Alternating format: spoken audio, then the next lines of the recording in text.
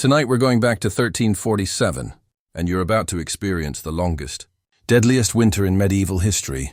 No furnace, no heated blankets, no emergency services, just you, your family, and survival methods that meant the difference between seeing spring or becoming another winter casualty that no one would remember.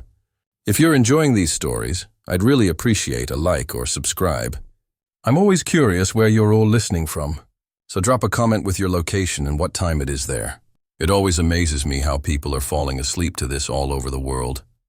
Now find that cozy spot, take a nice slow breath, and just let your body sink into whatever you're lying on. We're heading back to medieval Europe, and trust me, you're going to be incredibly grateful for that warm bed by the time we're done. Congratulations! You've just awakened in a small peasant hut in the English countryside. And it's December 1347. The first thing that hits you isn't the cold, though that's coming, it's the smell. A thick, almost choking mixture of wood smoke, unwashed human bodies, animal droppings, and something else you can't quite identify. Something musty and damp that seems to cling to every surface in this cramped space. Your eyes adjust slowly to the dim light filtering through gaps in the wooden walls. There's no glass in the single small window, just wooden shutters that don't quite fit properly, allowing thin streams of frigid air to snake through the cracks. The shutters rattle constantly in the wind outside, creating a rhythm that will become the soundtrack of your winter survival.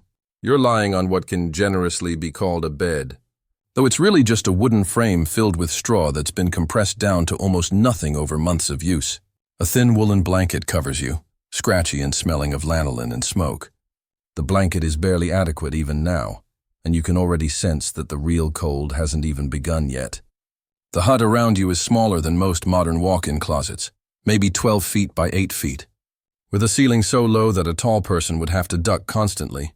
Every inch of space serves multiple purposes. The area near the small central fire pit doubles as kitchen, living room, and gathering space. Wooden chests along the walls serve as both storage and seating. Even your sleeping area is shared with sacks of grain, bundles of firewood, and tools that can't be left outside to rust in the winter weather. In the corner opposite your bed, you hear the soft breathing of your family. Your wife, Margaret, sleeps fitfully, occasionally coughing in her sleep. Your 2 children, Thomas aged 10 and little Mary, who just turned 6, are curled together under their own thin blanket, instinctively sharing body heat even in sleep. Their breathing creates small puffs of visible vapor in the cold air. The fire in the center of the room has burned down to glowing coals during the night. It's the only source of heat in this entire structure, and you can feel its warmth diminishing by the minute. Around the fire pit, carefully arranged stones help radiate heat outward, but the warmth barely extends beyond a few feet. The far corners of the hut remain perpetually cold, and frost actually forms on the inside walls during the coldest nights. You pull yourself from the straw mattress, every movement releasing small clouds of dust and chaff into the air. Your feet hit the packed earth floor, and the cold shoots up through your legs immediately. There are no floorboards here, just earth that's been pounded hard by years of foot traffic. In winter, the ground beneath the hut freezes solid, creating a layer of permafrost that seeps cold upward constantly. The wind outside is picking up, and you can hear it howling around the corners of the hut with increasing intensity. This isn't just any winter wind. This is December 1347, and you're about to experience what historians will later call one of the harshest winters in European medieval history. The wind carries with it the promise of temperatures that will drop far below anything you've ever experienced in your modern life. Through the gaps in the shutters, you can see that snow is already falling, not the gentle, pretty snowflakes you might associate with a cozy winter evening, but hard, driving snow that's being whipped horizontal by the wind. This snow doesn't just fall. It attacks, seeking out every gap in your shelter and finding ways to infiltrate even the most carefully sealed spaces. Your first priority, before the fire dies completely, is to get it built back up. But this isn't as simple as adjusting a thermostat or flipping a switch. Every piece of fuel in this hut represents hours of labor, careful planning, and resources that can't be replaced until spring. The wood you burn tonight is wood your family won't have tomorrow. And tomorrow the temperature might be even lower. You move carefully to the stack of firewood near the hearth, selecting pieces with the practiced eye of someone whose life depends on making these resources last. The wood is mostly oak and ash, carefully cut and split during the warmer months and dried throughout the autumn. But even well-seasoned wood burns quickly in weather like this, and you're constantly calculating how much heat you need against how much fuel you can afford to use. As you rebuild the fire, adding small pieces first to coax the coals back to flame, then gradually building up with larger logs, you're already thinking about the day ahead. Every decision you make from this moment forward will be influenced by one overriding concern: conservation, conservation of fuel, conservation of food, conservation of body heat, conservation of energy. Winter in 1347 is a zero-sum game where waste equals death. The flames catch and begin to climb, casting dancing shadows on the rough wooden walls. For a moment, the space feels almost comfortable, almost warm. But you know this is an illusion. The fire provides a small circle of warmth in an ocean of cold that stretches for months ahead. And maintaining even this small circle will require constant vigilance, endless work, and techniques that have been passed down through generations of people who understood winter not as an inconvenience, but as a mortal enemy. Margaret stirs on her straw bed, awakened by the sound of you moving around the fire. She doesn't speak immediately, but you can see her calculating the same things you are. How much wood did we use during the night? How much do we have left? What are the chances this storm will pass quickly versus settling in for days or weeks? How bad is it out there? She asks quietly, not wanting to wake the children yet. You move to the window and peer through one of the larger gaps in the shutters. What you see makes your stomach tighten with apprehension. The snow isn't just falling, it's accumulating rapidly. There are already several inches on the ground, and the wind is creating drifts that will make travel difficult or impossible. More concerning, you can see similar huts scattered throughout the village, and smoke is rising from only about half of them. Either your neighbors are being very conservative with their fuel, or some of them are already in serious trouble. It's going to be a hard one, you tell Margaret, and she nods with the resigned acceptance of someone who has survived previous medieval winters. There's no point in false optimism. You both understand that the next several months will test your family's survival skills, your preparation, your luck, and quite possibly your will to live. The children are beginning to wake up, drawn by the sound of voices and the crackling of the rebuilt fire. Thomas, your 10-year-old, has been through enough winters to understand the seriousness. But little Mary still sees snow as something magical and fun. You'll spend the day trying to balance keeping her spirits up with teaching her the harsh realities that might keep her alive. "Papa, can we go outside and play in the snow?" Mary asks, her voice bright with excitement. Margaret and you exchange glances. Playing in the snow isn't just inadvisable in these conditions. It's potentially lethal. But Mary doesn't understand yet that the snow outside isn't the pleasant, harmless substance she imagines. It's part of a weather system that can freeze exposed skin in minutes, that can trap you just steps from your door, that can kill with a casual indifference that modern people rarely comprehend. "Not today, little one," Margaret says gently. "Today we stay warm inside and tell stories. But as you look around the hut, taking inventory of your resources and mentally preparing for the long siege ahead, you know that staying warm inside is going to be anything but simple.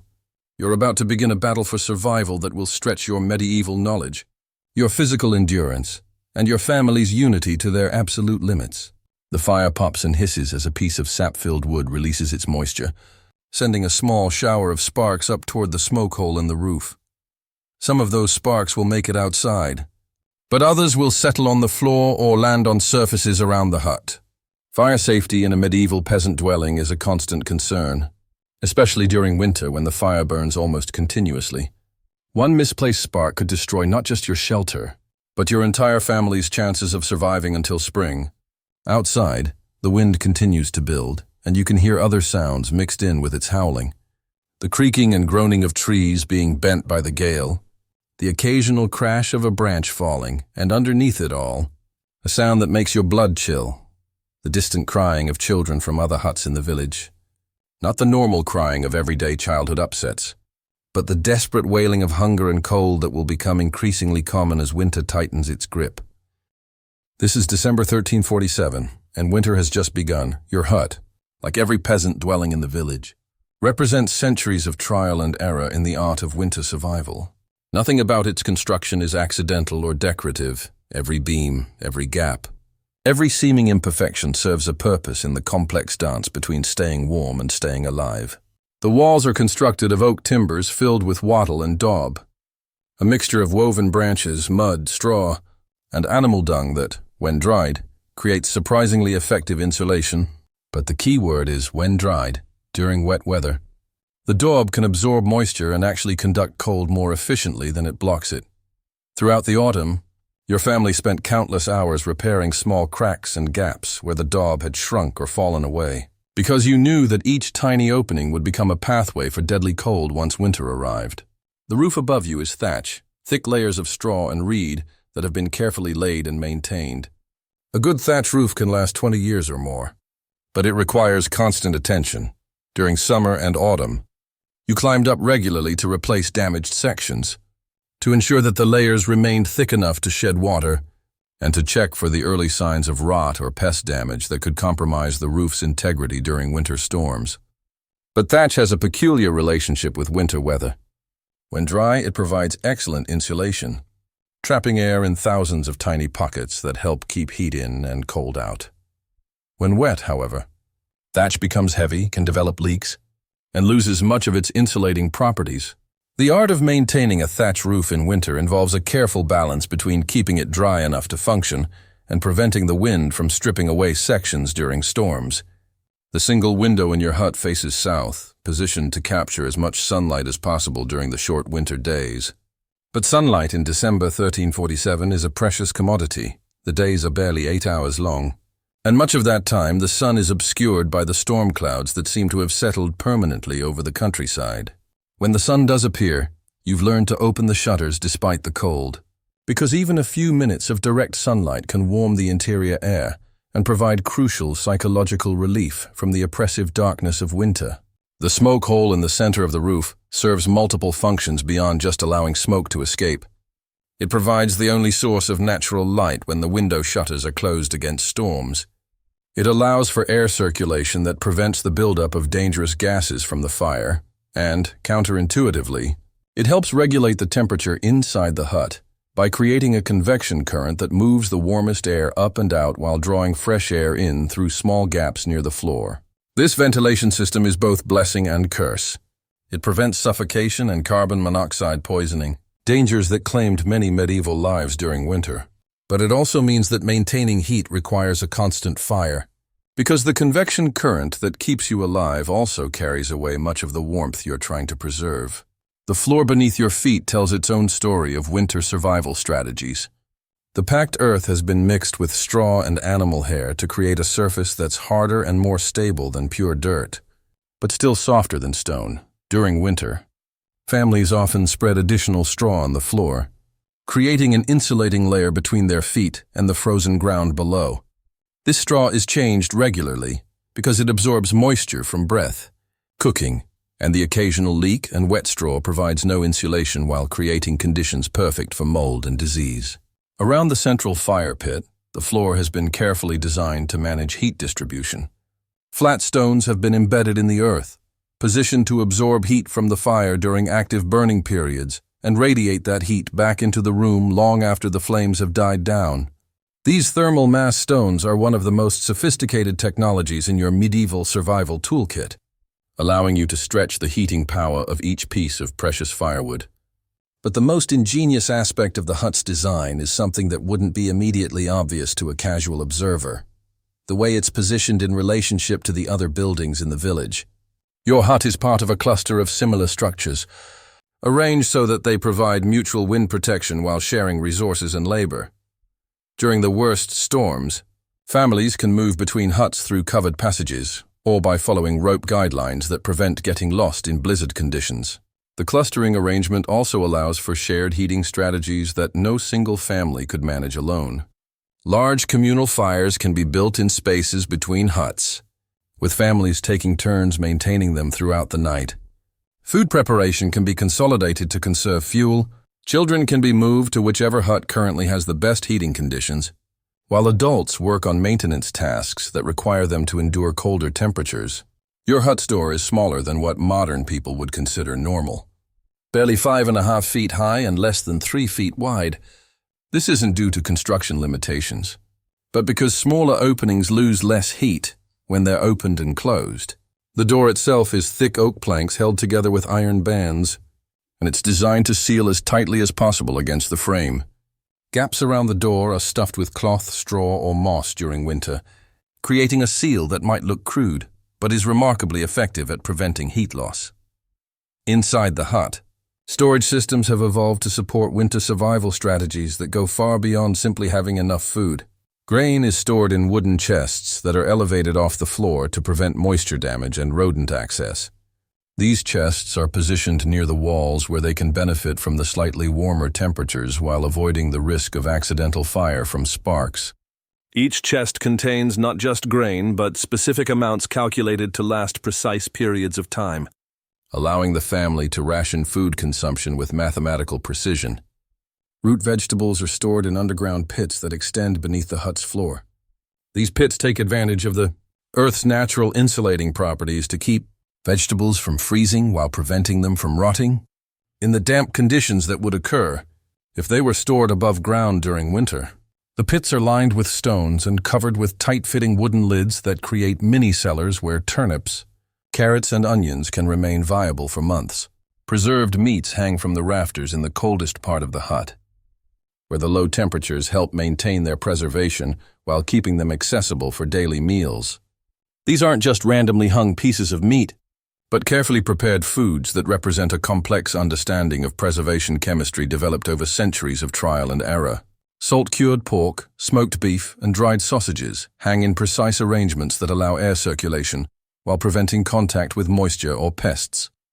The organization of tools and equipment throughout the hut reflects an understanding that everything needed for winter survival must be immediately accessible even during the worst weather conditions. Axes and saws are positioned near the door for quick access to firewood processing. Cooking implements are arranged around the fire pit in order of frequency of use. Emergency supplies like additional blankets, medical herbs, and concentrated food are stored in specific locations that every family member has memorized. But perhaps the most remarkable aspect of the hut's design is how it facilitates the social aspects of winter survival. The central fire pit creates a natural gathering space where family members can work on indoor tasks while staying warm. The arrangement of sleeping areas allows for maximum shared body heat while providing some privacy. Storage areas are positioned so that daily tasks can be accomplished without constant trips into the coldest parts of the structure. As you move around the hut during your morning routine, every action you take demonstrates knowledge that has been refined over generations. You know which floorboards creak and should be avoided when others are sleeping. You know exactly how much wood to add to the fire to achieve the heat level needed for different tasks. You know where the drafts are strongest and how to position yourself to stay warm while working. This isn't just a building, it's a survival system. A technology as sophisticated as any modern heating unit. Designed by people who understood that the difference between life and death during a medieval winter often came down to details that seem insignificant, but are actually matters of life and death. The storm outside continues to intensify, and you can hear the wind testing every aspect of your hut's construction. The thatched roof rustles and whispers as gusts try to find purchase on individual straws. The walls creak and settle as temperature differences create expansion and contraction. The shutters rattle rhythmically, a sound that will continue for days or weeks until the storm passes. But your hut holds. It flexes and moves with the wind rather than fighting it. It sheds water while trapping heat. It breathes enough to prevent suffocation while maintaining enough integrity to preserve warmth. It's a masterpiece of appropriate technology, designed not for comfort or convenience, but for the single overriding purpose of keeping a family alive through the deadliest season of the year. The pile of firewood stacked along the wall of your hut represents more than just fuel. It represents hours of summer labor, careful calculation, and the difference between your family living or dying before spring arrives. Each log, each branch, each carefully split piece of kindling is the result of decisions made months ago when planning for this exact moment. During the late summer and early autumn, when the weather was still warm enough to work outside for extended periods, your family spent weeks cutting, splitting, and stacking wood. But this wasn't simply a matter of gathering as much fuel as possible. Medieval peasants understood the mathematics of heating with a precision that would impress modern efficiency experts. Different types of wood burn at different rates and produce different amounts of heat. Oak burns slowly and produces intense, long-lasting heat, making it ideal for overnight fires that need to maintain warmth through the longest, coldest nights. Ash burns cleanly and lights easily, perfect for morning fire starting when speed is essential. Pine and other softwoods burn quickly and hot, useful for cooking tasks that require rapid heat but inefficient for general heating. Your wood pile has been carefully composed with these characteristics in mind. Roughly 60% oak for overnight heating, 20% ash for daily fire management, 15% mixed hardwoods for cooking and general use, and 5% pine and kindling for fire starting and emergency quick heat. These percentages weren't chosen arbitrarily, but developed through generations of experience in balancing heating efficiency against resource conservation. The total amount of wood in your pile represents calculations that began in early summer, a peasant family of 4, living in a hut of this size. During a winter of normal severity, requires approximately 3 cords of mixed wood to survive until spring. But this isn't a normal winter. The signs have been pointing toward a harsh season for months. Animals grew thicker coats earlier than usual. Trees produced more nuts and berries than typical. Birds migrated sooner and in larger flocks. All indicators suggested that nature was preparing for something severe. Based on these signs, you increased your wood gathering by approximately 40%, bringing your total reserves to just over 4 cords. This decision required significant additional labor and meant less time for other crucial preparations. But you calculated that fuel shortage was more likely to kill your family than slight deficiencies in food storage or clothing preparation.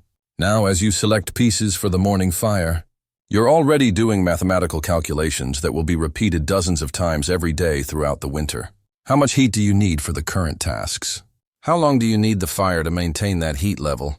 What's the most efficient combination of wood types to achieve those goals while conserving fuel for later needs? The fire that currently warms your hut requires approximately 1 log every hour to maintain its current heat output. Over a 24-hour period, that's 24 logs. If the storm continues for a week, that's 168 logs. Your total wood supply contains approximately 2,000 individual pieces of various sizes. At current consumption rates, your fuel would last roughly 12 weeks.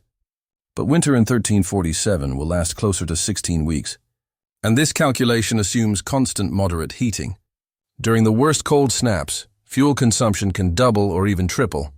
If temperatures drop to the extremes that some of the old-timers in the village remember from previous harsh winters, your family might burn through 40 or 50 logs per day just to prevent freezing to death.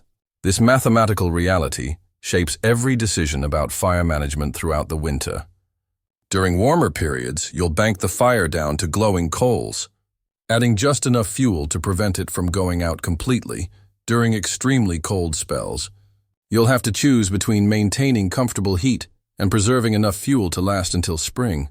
These calculations require constant adjustment based on weather conditions, remaining fuel supplies, and the physical condition of family members. But fuel mathematics go beyond simply burning wood. The heat produced by your fire must be distributed and conserved as efficiently as possible to stretch each log's heating value as far as it will go. This involves techniques that modern people have largely forgotten. Methods developed when fuel was precious and waste could be fatal. The stones around your fire pit are positioned to absorb heat during active burning periods and radiate that stored heat for hours after the flames die down. During the day, when you're maintaining an active fire for cooking and warmth, these stones collect thermal energy like batteries. At night, when you bank the fire down to conserve fuel, the stones continue radiating heat into the living space. You also use heated stones as portable heating devices, warming them by the fire and then carrying them to beds, work areas, or even outside when necessary. A stone heated by the fire and wrapped in cloth can provide hours of localized warmth while requiring no additional fuel consumption. Medieval peasants developed elaborate systems of stone heating that allowed them to work in cold areas or sleep warmly while burning minimal wood. Water heating represents another crucial aspect of fuel conservation mathematics. Keeping water from freezing requires energy, but having access to warm water is essential for cooking, cleaning, and preventing disease. Your family maintains large ceramic pots near the fire that serve as both water storage and heating systems. The thermal mass of these water-filled containers helps regulate the temperature in the hut, while providing warm water for daily needs. But even water heating must be carefully calculated. Bringing cold water to boiling temperature requires significant fuel.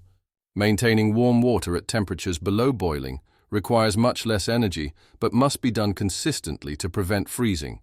You've learned to balance these requirements by keeping some water always warm while heating smaller amounts to boiling temperatures only when absolutely necessary for cooking or sanitation. Food cooking strategies are entirely shaped by fuel conservation needs. Meals that can be prepared quickly over high heat are preferred over dishes that require long, slow cooking. Stews and porridges that make efficient use of available ingredients while requiring minimal cooking fuel become staples of the winter diet. Raw or cold foods become more common, not by choice but because cooking them would require precious fuel that might be needed more desperately later. The psychological aspects of fuel management create additional mathematical challenges. Maintaining morale during the darkest, coldest months often requires occasional periods of higher heat consumption for comfort rather than pure survival. A warm, bright fire for storytelling or shared activities can be crucial for mental health. But these luxury heating periods must be carefully budgeted against overall fuel supplies. Your children don't fully understand these calculations yet. But they're learning. Thomas, at 10 years old, is beginning to grasp the relationship between wood consumption and family survival. You've started teaching him to count logs, to estimate burn rates, and to understand the trade-offs involved in every heating decision. This isn't just education. It's preparation for the day when he'll have to make these calculations for his own family. Little Mary, at 6, understands mainly that fire is precious and waste is dangerous. She's learning not to stand too close to the fire, not to play with burning wood, and to alert adults immediately if she sees any problems with fire safety. Her education in fuel mathematics will come gradually, but even now she's absorbing the attitudes and behaviors that will serve her throughout her life. Margaret, your wife, shares the burden of fuel calculations with you, and often her estimations are more accurate than yours. Women in medieval peasant families typically managed the daily fire maintenance, while men handled the labor of wood gathering and processing. This division of labor meant that women developed incredibly sophisticated understanding of heating efficiency, burn rates, and conservation strategies. Together, you and Margaret make dozens of micro decisions every day that impact fuel consumption. How long to leave the shutters open to capture solar heating versus how much heat is lost through the window opening. Whether to cook multiple items at once to maximize fire efficiency or spread cooking out to maintain consistent heating. How much additional wood to burn during evening activities versus how much to save for overnight heating. These decisions are complicated by weather uncertainty. You never know how long a storm will last, how cold temperatures will drop, or whether the current harsh conditions represent the worst of winter or just the beginning. Conservative fuel management might leave you with unused wood at the end of a mild winter, but aggressive heating could leave you without fuel during a cold snap that lasts weeks longer than expected. The woodpile along the wall is diminishing visibly each day, and that visual reminder creates a constant awareness of the relationship between current comfort and future survival. Unlike modern heating systems that hide fuel consumption behind utility bills and automatic delivery systems, medieval heating made the cost of warmth immediately visible and constantly present in daily life. As you select the wood for this morning's fire, adding oak logs to create a base of long-burning heat and ash pieces to provide quick warmth for cooking, you're participating in a resource management system that your ancestors refined over centuries. Every piece of wood you place on the fire represents a small gamble with your family's survival. A bet that the heat it provides now will not be more desperately needed later. The storm outside shows no signs of diminishing, and the temperature continues to drop. Your breath is visible even near the fire. A reminder that the battle between your fuel supply and winter's cold has only just begun. The ceramic water pot near your fire pit represents one of your family's most critical survival resources. And managing it properly requires knowledge that could mean the difference between life and death during a medieval winter. Water seems like such a basic necessity that modern people rarely think about it. But in December 1347, access to unfrozen, clean water becomes a daily challenge that can quickly escalate into a life-threatening crisis. Your main water storage consists of 3 large ceramic vessels positioned at carefully calculated distances from the fire. Too close, and the water could boil away or the ceramic could crack from thermal shock. Too far, and the water freezes solid, expanding and destroying the containers while leaving your family without access to this essential resource. The largest vessel, holding approximately 3 gallons, contains your primary drinking and cooking water supply. This water was collected during the autumn from the village well and has been carefully filtered through cloth to remove visible impurities. But filtration in medieval times was a crude process, and the water still contains bacteria and sediments that require boiling before consumption to prevent disease. The second container holds water that's been heated to near boiling temperatures and allowed to cool. This partially sterilized water is safer for drinking without additional heating, but it still requires careful management to prevent freezing. The third, smaller vessel contains water that's kept constantly warm for immediate cooking needs and for washing hands and faces. Managing these 3 water supplies requires constant attention and represents a significant portion of your daily fuel consumption. Keeping water from freezing requires maintaining it at temperatures above 32 degrees Fahrenheit, but heating it unnecessarily wastes precious firewood. You've learned to maintain water temperatures in a narrow range between just above freezing and lukewarm, maximizing conservation while ensuring accessibility, but water needs go far beyond just drinking and cooking. Personal hygiene, while not understood in modern medical terms, was still recognized as important for health and comfort. Washing hands, faces, and bodies requires warm water, and the fuel cost of heating water for washing must be balanced against the health risks of poor hygiene during months when your family is confined in close quarters. Laundry presents an even more complex water management challenge. Clothing becomes dirty, sweaty, and contaminated during winter months. But washing requires large amounts of heated water. Most medieval peasant families reduce laundry to absolute minimums during winter, focusing on essential items like undergarments and items that come into direct contact with food preparation. When laundry becomes unavoidable, it's typically done using heated water in the largest available container, with multiple items washed in the same water to maximize efficiency. The wash water is often reused for less critical cleaning tasks before being disposed of, ensuring that no heated water is wasted. The process of obtaining water during winter storms presents its own set of dangers and challenges. The village well is approximately 200 yards from your hut, a distance that seems trivial under normal conditions, but becomes treacherous during blizzard conditions. The path to the well can become invisible in blowing snow, and getting lost between your hut and the well has killed people in previous winters. During severe weather, families use rope guidelines stretched between buildings and landmarks to prevent getting lost during essential trips for water and other supplies. These guidelines are maintained by the entire village community, because everyone's survival depends on being able to navigate safely during storms. But even reaching the well doesn't guarantee access to water. During extended cold periods, wells can freeze partially or completely, requiring labor-intensive methods to break through ice and access the water below. This work must be shared among village families, because no single household has the manpower to maintain well access alone. Water collection during winter also requires specialized equipment that must be prepared and maintained throughout the cold months. Wooden buckets can crack from repeated freezing and thawing cycles. Metal containers become painfully cold to handle and can freeze to skin on contact. Rope handles become stiff and difficult to manipulate when frozen. Your family uses buckets made from tightly fitted wooden staves bound with iron hoops, designed to resist cracking from temperature changes. These buckets are rubbed with animal fat to help prevent water from freezing to their surfaces, and they're stored in the warmest part of the hut, when not in use, to prevent damage from thermal cycling.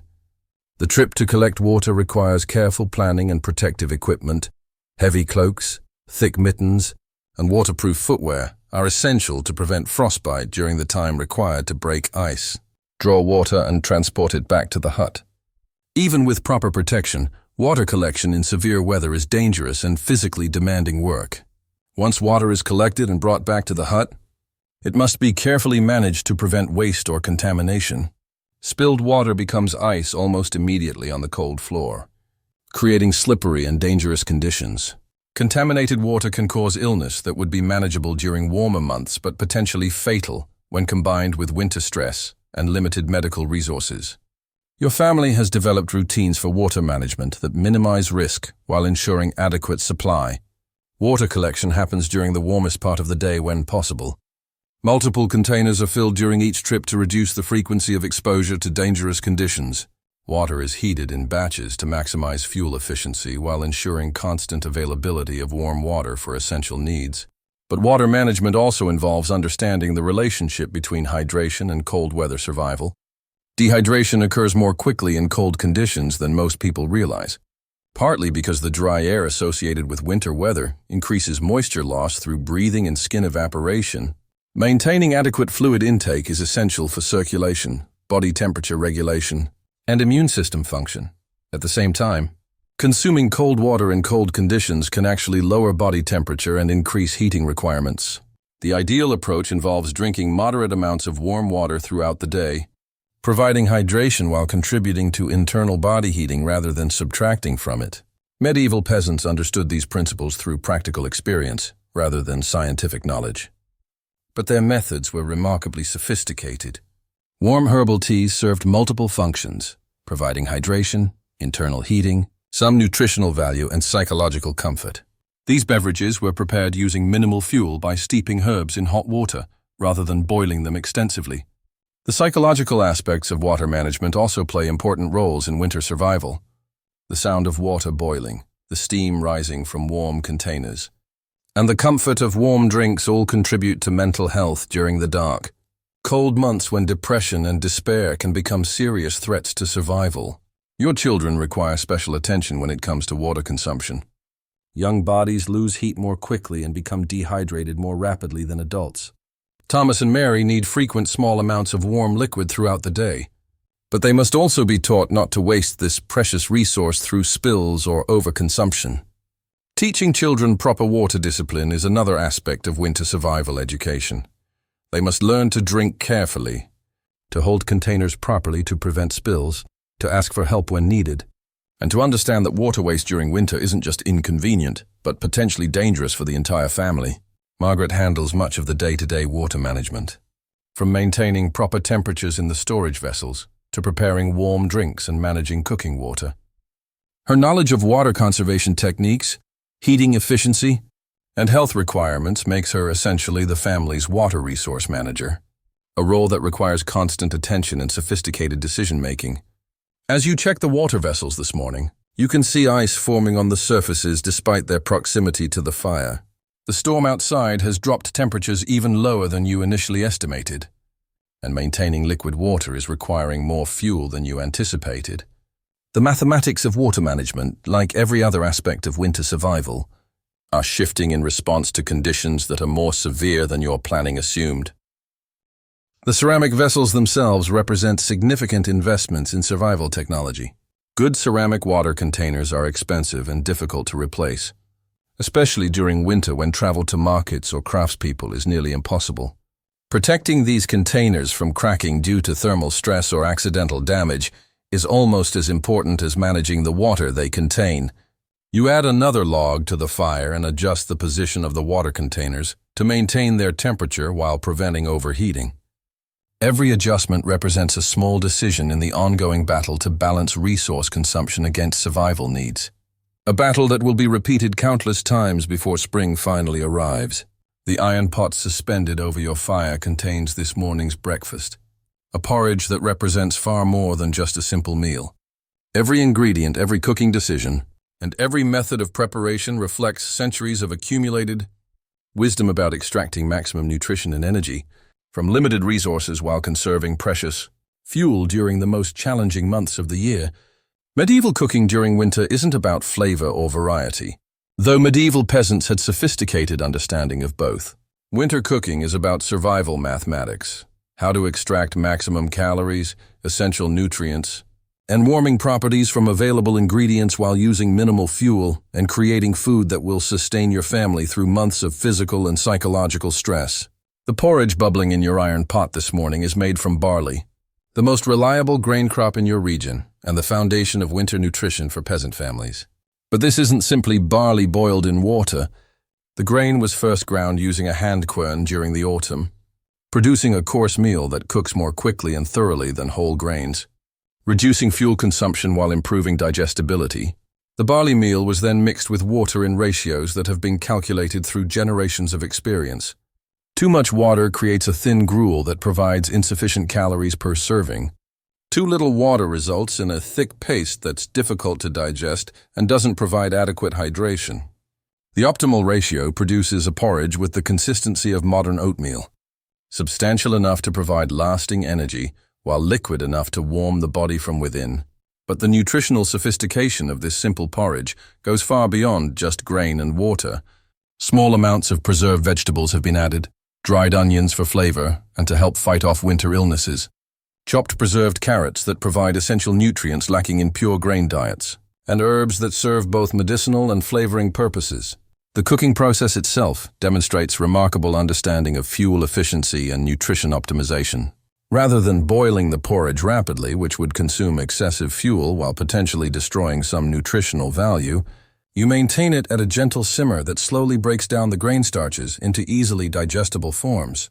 This slow cooking method requires less wood while producing more nutritious results. The iron pot used for cooking represents a significant investment in survival technology. Iron conducts heat evenly and retains thermal energy efficiently, allowing food to continue cooking even after fuel consumption is reduced. The pot's thick walls and heavy construction mean that once heated, it maintains cooking temperatures for extended periods, stretching the heating value of each piece of firewood. Cooking timing is carefully coordinated with other heating needs to maximize fuel efficiency. The porridge is prepared during the morning fire-building period when the hut requires heating anyway. Later in the day, other cooking tasks will be timed to coincide with periods when the fire must be maintained for warmth, ensuring that no fuel is burned solely for cooking purposes. Food preparation methods have evolved to support preservation and rationing strategies that are essential for winter survival. Nothing edible is ever wasted.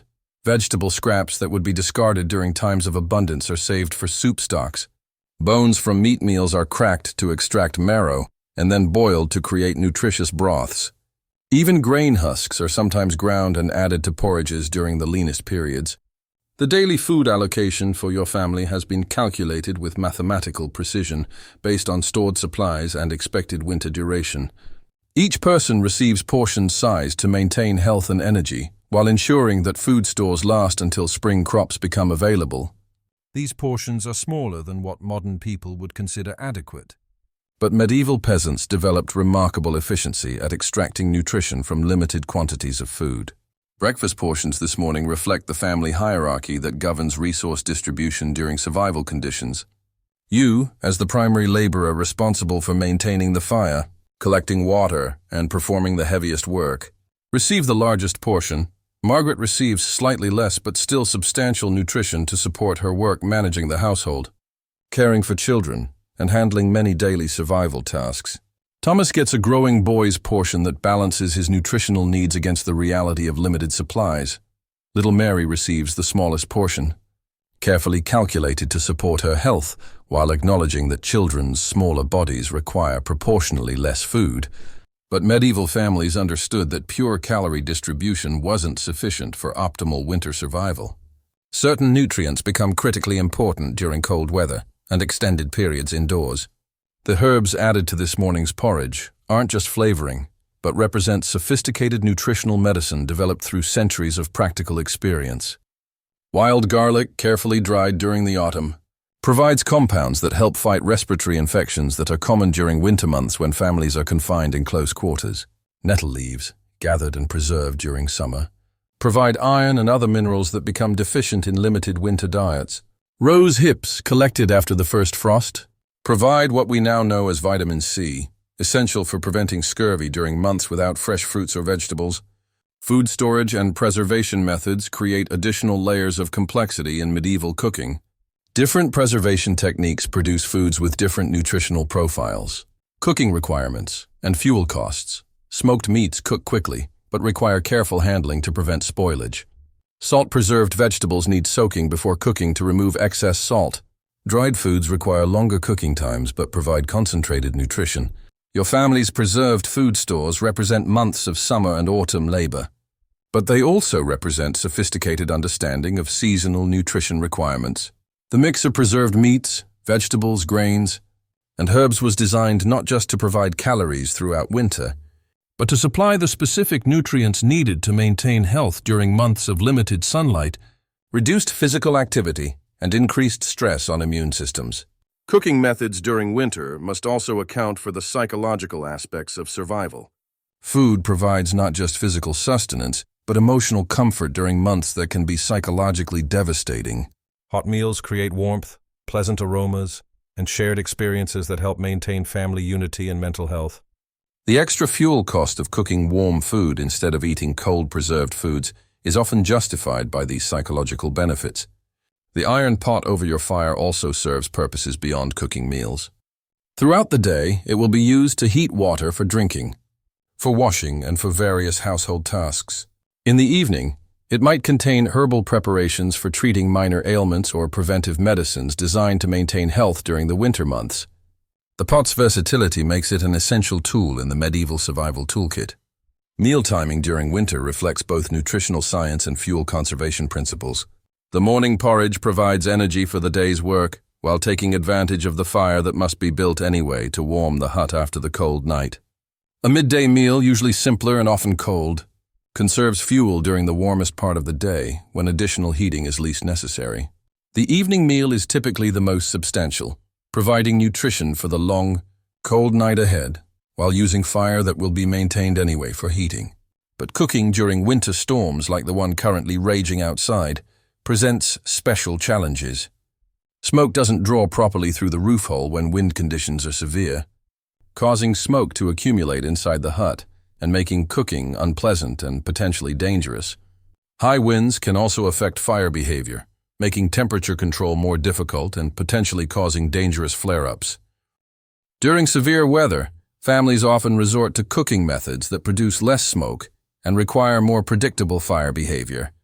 Roasting directly in coals using heated stones for cooking, and preparing foods that require minimal cooking become more common when normal cooking methods become impractical. The shared breakfast this morning also serves important social functions that contribute to winter survival. Gathering around the fire for meals reinforces family unity during months when social isolation can become psychologically devastating.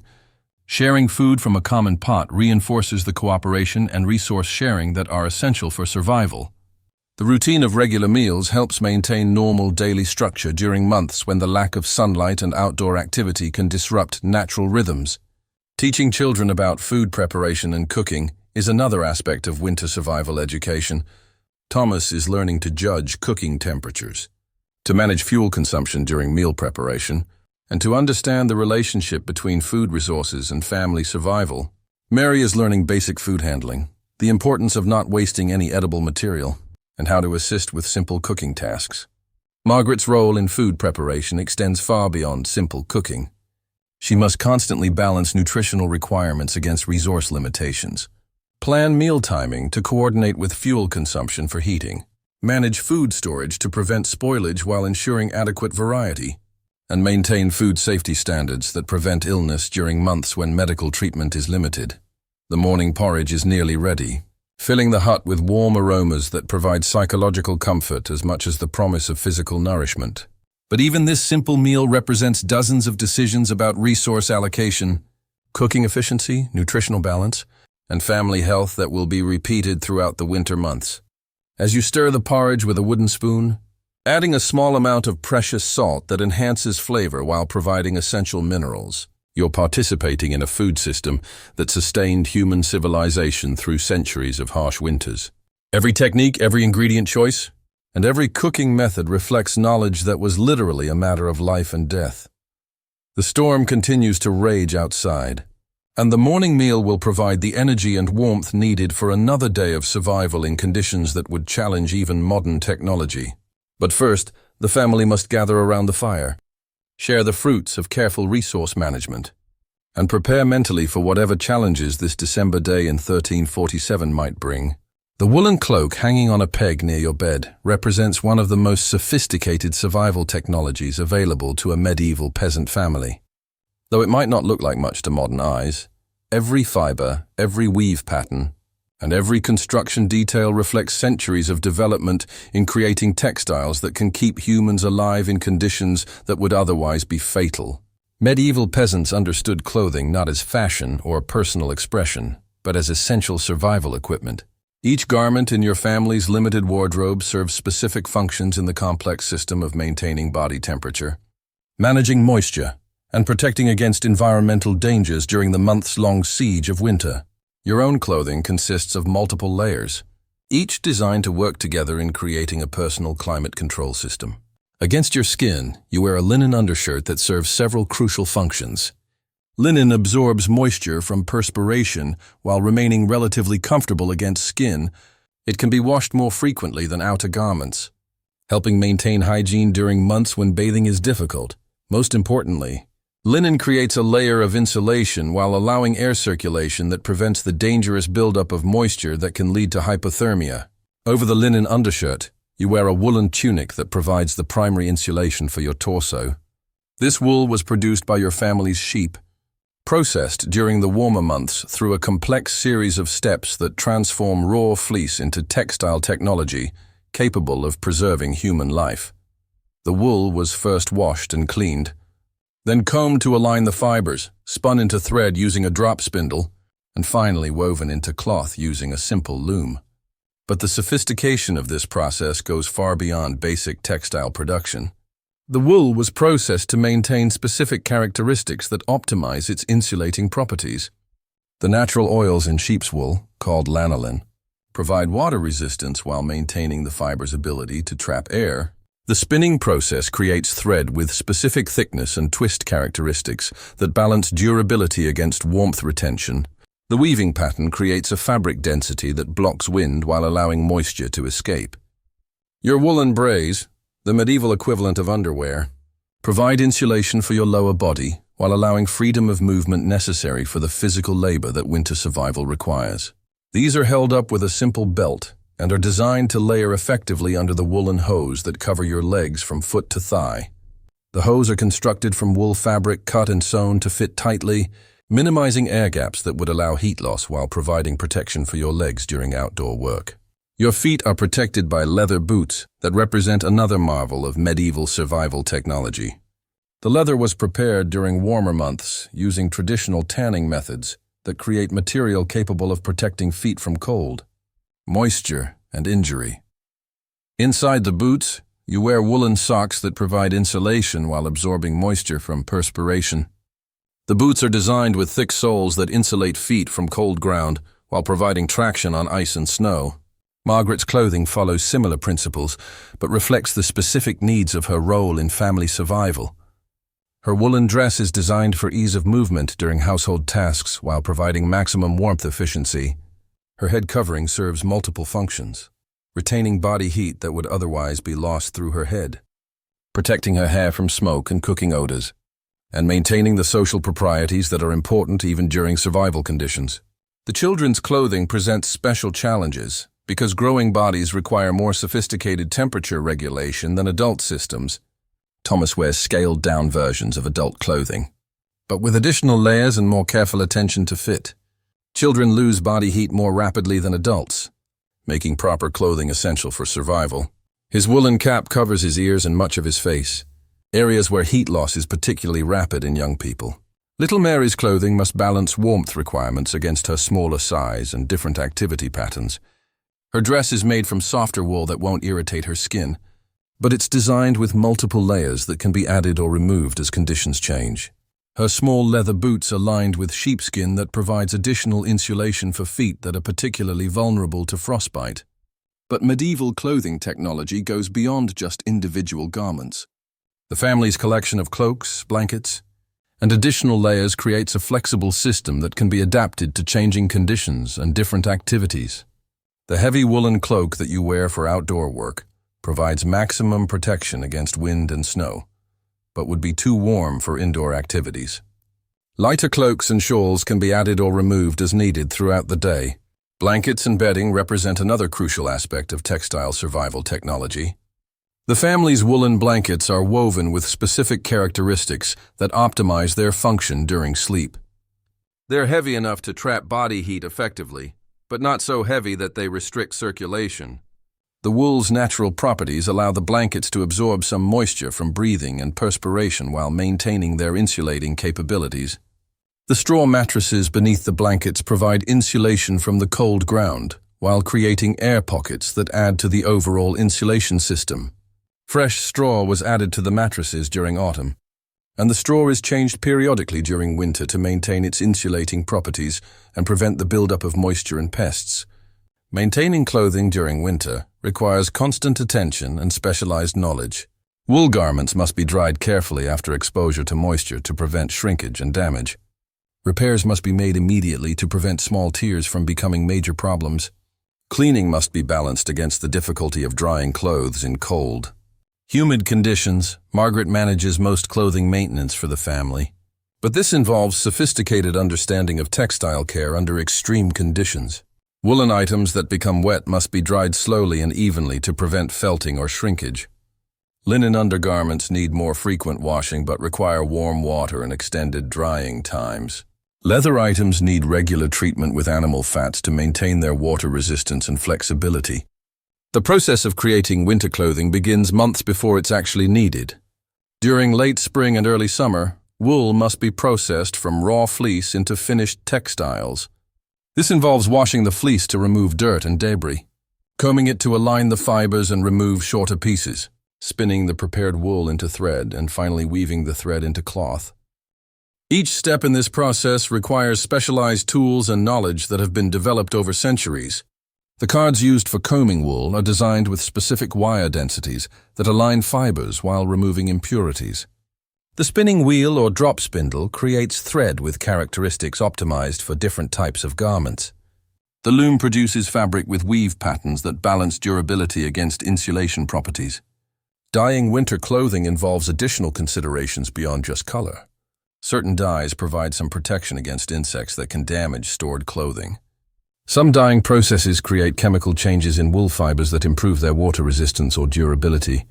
The most common colors for peasant winter clothing, browns, grays, and dark blues, are chosen partly for their practicality in hiding dirt and wear, but also because these dyes are available from local sources and don't require expensive imported materials. The family's limited wardrobe must be carefully managed to ensure that everyone has adequate protection throughout the winter.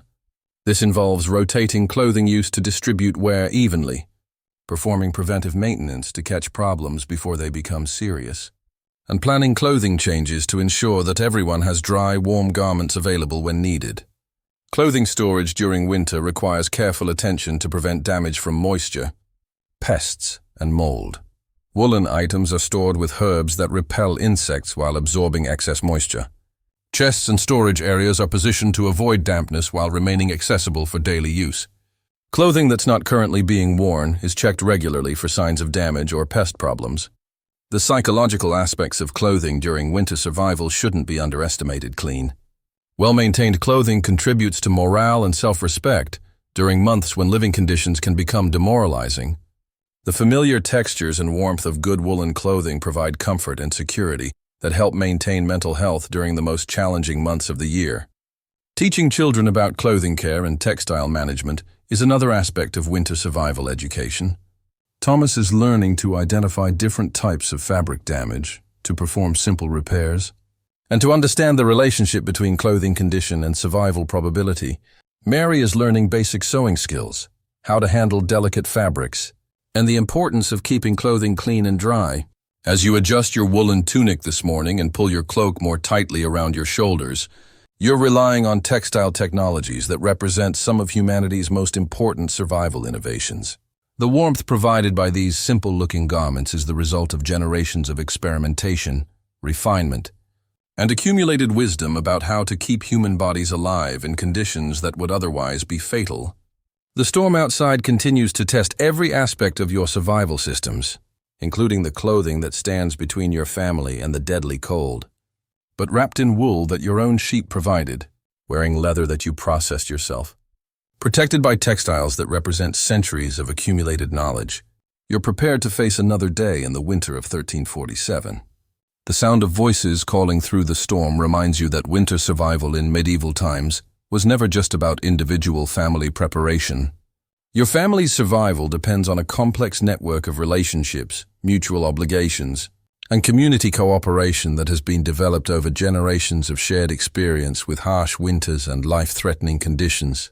The village where your hut stands contains approximately 40 families, each facing the same survival challenges but with different resources, skills, and preparations. Some families are better supplied with food, others have more fuel, and still others possess specialized knowledge or equipment that becomes crucial during emergency situations. The art of surviving medieval winter involves balancing family self-reliance with community cooperation in ways that maximize everyone's chances of living until spring. Your nearest neighbors, the families in the 3 huts closest to yours, form your primary survival network. These relationships were established long before winter arrived, based on mutual assistance during harvest time, shared labor for major projects, and gradual development of trust and reciprocity. Now, during the harsh months when cooperation can mean the difference between life and death, these relationships become activated in ways that modern people would find remarkable. The Millers, who live in the hut directly east of yours, possess a particularly valuable resource: access to the village mill and specialized knowledge about grain processing and storage. During autumn, they helped your family and others process grain into meal and flour that stores more efficiently and cooks more quickly than whole grains.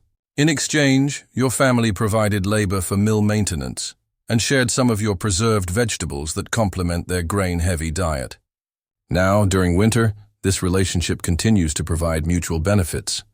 When your family's hand quern breaks, which could leave you unable to process grain for cooking, the Millers allow you to use their backup equipment. When they face a fuel shortage due to poor autumn preparation, your family shares firewood with the understanding that the debt will be repaid through food sharing or labor when the opportunity arises.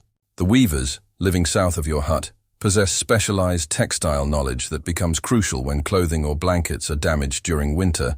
Margaret and Goodwife Weaver have developed a particularly close cooperation around textile maintenance and repair.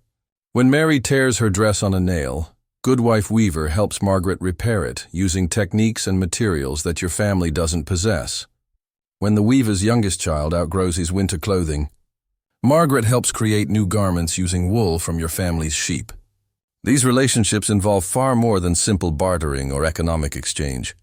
They represent social bonds that provide psychological support during months when isolation and depression can become serious threats to survival. The regular interactions required to maintain these cooperative relationships create social contact that helps prevent the mental health problems that can develop during long periods of confinement. The Smiths, living west of your hut, possess the most immediately valuable winter survival resource: metalworking knowledge and equipment. When tools break, which happens frequently during winter when metal becomes brittle and usage is intensive, the Smiths provide repair services that can prevent minor problems from becoming survival crises. A broken axe head, a cracked cooking pot, or a damaged fire poker can be repaired by the Smiths using techniques and materials that no other family possesses. But the relationship with the Smiths also demonstrates the complex social calculations that govern survival cooperation. Their services are valuable enough that they can command significant compensation, but they also depend on the broader community for food, fuel, and other resources that they can't produce themselves. The negotiations around metalworking services involve subtle calculations about relative value, future obligations, and the long-term maintenance of relationships that will be needed for many winters to come. The village as a whole has developed systems of cooperation that go far beyond individual family relationships. The communal well must be maintained throughout winter, requiring shared labor to break ice, clear debris, and repair damage from storms. This work is organized through informal leadership systems that assign responsibilities based on family capabilities, current resources, and historical contributions to community welfare. Food sharing during emergencies follows complex protocols that balance individual family survival against community mutual aid. When a family faces immediate starvation due to poor preparation or unexpected disasters, the community provides assistance through carefully calculated sharing that doesn't unduly threaten other families' survival. These decisions require sophisticated understanding of resource management, risk assessment, and social obligations. Fuel sharing represents another crucial aspect of community survival cooperation. Families that face fuel shortages due to illness, injury, or poor preparation receive assistance from better prepared neighbors. But this assistance comes with obligations for future repayment and recognition of debt relationships that may persist for years. The village maintains informal but precise accounting of these debts and obligations. Knowledge sharing becomes particularly important during crisis situations that require specialized skills or experience. When unusual weather patterns, equipment failures, or health emergencies occur, the community draws on the accumulated expertise of its most knowledgeable members. Elderly residents who have survived previous severe winters provide advice about techniques and strategies that younger families might not know. Specialists in various survival skills share their knowledge when community survival is threatened. The village leadership structure, while informal, becomes crucial during winter emergencies. Certain individuals are recognized as having particular expertise or authority in different areas of survival management. The village's senior woman might coordinate food sharing and rationing decisions. The most experienced woodsman might organize fuel conservation strategies. The person with the most extensive knowledge of winter weather patterns might help coordinate preparation for particularly severe storms. Religious and social rituals provide additional structure for community cooperation during winter months. Shared prayers, storytelling sessions, and simple celebrations help maintain social bonds while providing psychological relief from the stress of survival conditions. These activities often take place in the largest hut or in community spaces, requiring fuel sharing and coordination but providing benefits that justify the resource costs. Marriage and kinship networks create additional layers of mutual obligation that extend beyond immediate neighbors. Your wife Margaret has family relationships with several other families in the village, creating expectations of mutual assistance that operate according to different rules than neighbor relationships. These kinship obligations can provide crucial support during emergencies, but also create additional responsibilities during times when resources are stretched thin. The village's children represent both additional survival burdens and crucial resources for community resilience. Children require more food and fuel per body weight than adults, but they also provide labor for many essential tasks and represent the future of the community. During severe winters, children are sometimes moved between households to optimize care and resource allocation, with decisions made based on which families have the best ability to provide for additional dependents. Conflict resolution becomes particularly important during winter months when stress, confinement, and resource competition can create tensions that threaten community survival. The village has developed informal but effective systems for mediating disputes about resource sharing, property boundaries, debt obligations, and social responsibilities. These systems prioritize community survival over individual grievances, while maintaining social cohesion necessary for cooperative survival. Information networks within the village provide crucial intelligence about weather patterns, resource availability, and potential threats. Families share observations about storm development, wildlife behavior that might indicate changing conditions, and signs that might predict the severity or duration of winter weather.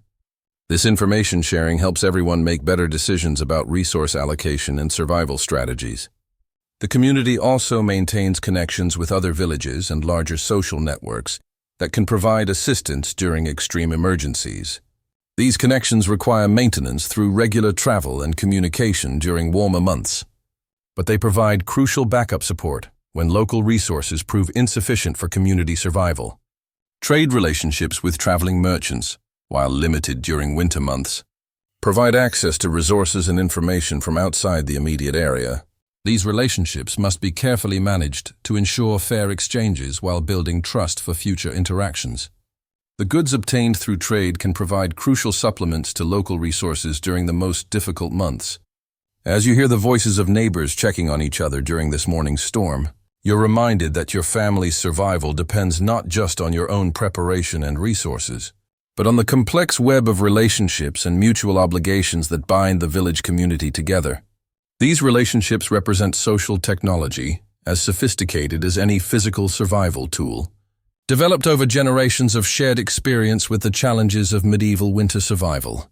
The storm outside tests not just individual family preparedness, but the strength and effectiveness of the community networks that transform isolated households into a cooperative survival system capable of supporting human life through months of conditions that would overwhelm any single family attempting to survive alone.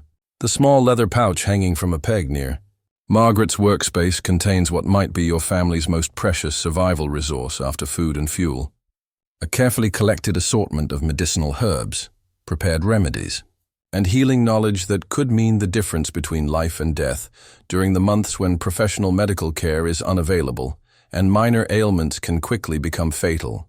Medieval peasants possessed sophisticated understanding of preventive medicine and herbal healing, developed through centuries of trial and error in conditions where effective treatment was often the only thing standing between illness and death. This knowledge was particularly crucial during winter months when cold conditions, poor nutrition, and close confinement created ideal conditions for disease while making recovery more difficult. The herbs in Margaret's collection were gathered during the warmer months, when plants contained their highest concentrations of active compounds. Each herb was collected at specific times, dried using methods that preserved its medicinal properties, and stored in ways that maintained potency throughout the winter months. This process required detailed knowledge about plant identification, harvesting timing, preparation techniques, and storage methods. Willow bark, carefully stripped from young branches during late spring, provides one of your family's most important medicines. When prepared as a tea by steeping the bark in hot water, it produces a remedy that reduces fever, relieves pain, and helps fight the inflammation that accompanies many winter illnesses. Modern people would recognize this as an early source of compounds similar to aspirin, but medieval peasants knew it simply as an effective treatment for the aches, pains, and fevers that could debilitate family members during crucial survival periods. Elderberries, gathered during autumn and dried for winter storage, provide another crucial medicine. Elderberry preparations help fight respiratory infections and support immune system function during months when exposure to cold and poor nutrition make illness more likely. The berries can be prepared as teas, added to porridges for nutrition and medicine, or mixed with honey to create syrups that are easier for children to consume. Chamomile flowers, collected during summer and carefully dried, serve multiple medicinal functions during winter months. Chamomile tea provides gentle sedation that helps with sleep problems common during the long, dark nights of winter. It also helps with digestive issues that can arise from the limited, monotonous winter diet for children. Chamomile provides mild relief from teething pain, stomach upsets, and the anxiety that can develop during months of confinement. But medieval medicine involved far more than just herbal remedies. Your family possesses practical knowledge about treating injuries, managing illness, and maintaining health under extreme conditions that represent sophisticated understanding of human physiology and healing principles. Wound care during winter presents particular challenges because cold conditions slow healing, while increased risk of infection threatens recovery. Margaret knows techniques for cleaning wounds using water that has been boiled and cooled, for applying herbal preparations that fight infection, and for bandaging injuries using clean cloth in ways that promote healing while protecting against contamination. The treatment of cuts and abrasions involves understanding that seems simple but represents life-saving knowledge. Wounds must be cleaned thoroughly to remove dirt and debris that can cause infection. Bleeding must be controlled without cutting off circulation. Bandages must be changed regularly to prevent the buildup of harmful bacteria. During winter, when a simple cut can become infected and threaten life, this basic medical knowledge becomes crucial survival information. Respiratory illness management represents another area where medieval peasant medicine demonstrates remarkable sophistication. Steam treatments using hot water infused with medicinal herbs help clear congestion and fight respiratory infections. These treatments involve placing the patient over a bowl of steaming herbal water and covering their head with cloth to concentrate the medicinal vapors. The herbs used, often including mint, thyme, and pine needles, contain compounds that help open airways and fight infection. Dietary medicine forms another crucial aspect of winter health management. Certain foods are understood to help fight illness and support recovery. Garlic, carefully preserved from autumn harvest, is used both as flavoring and as medicine that helps fight infections and supports immune system function. Onions provide similar benefits while adding nutrition to the limited winter diet. Honey, when available, serves as both food and medicine. Its natural antimicrobial properties make it useful for treating wounds, sore throats, and digestive problems. Mixed with herbs, honey creates syrups that are easier to consume than bitter teas while providing concentrated healing compounds. For children, honey-based medicines offer treatment options that are more palatable than many herbal preparations. Prevention represents the most sophisticated aspect of medieval peasant medicine, Margaret understands that preventing illness is far more effective than treating disease after it develops. This involves maintaining cleanliness despite difficult conditions, ensuring adequate nutrition within the constraints of limited food supplies, managing stress and maintaining morale to support immune system function, and recognizing early symptoms of illness before they become serious problems. Personal hygiene during winter months requires balancing cleanliness against fuel conservation and comfort considerations. Washing hands regularly with warm water helps prevent the spread of illness among family members living in close quarters. Keeping bodies reasonably clean supports skin health and prevents infections. Maintaining clean clothing, especially undergarments that contact skin directly, helps prevent skin problems and parasites. Dental care, while limited by available tools and knowledge, involves techniques that help prevent tooth problems that could become serious during months when treatment options are limited. Chewing on fibrous materials helps clean teeth mechanically. Rinsing with salt water, when salt is available, helps fight bacteria in the mouth, avoiding excessive consumption of sweetened foods, which are rare anyway during winter, helps prevent tooth decay. Mental health represents another area where medieval medicine demonstrates surprising sophistication. Margaret understands that depression, anxiety, and despair can be as dangerous as physical illness during winter months. Treatment approaches include maintaining regular daily routines that provide structure during months when natural light cycles are disrupted, ensuring that family members have meaningful tasks that contribute to survival and provide sense of purpose, creating opportunities for social interaction and emotional support, and using herbal remedies that help with mood problems. St. John's wort, gathered during summer flowering periods, provides an herbal remedy that helps with depression and anxiety. Modern research has confirmed that this plant contains compounds that affect mood regulation, but medieval peasants knew it simply as an herb that helped people feel better during difficult times. Prepared as tea or added to other herbal preparations, St.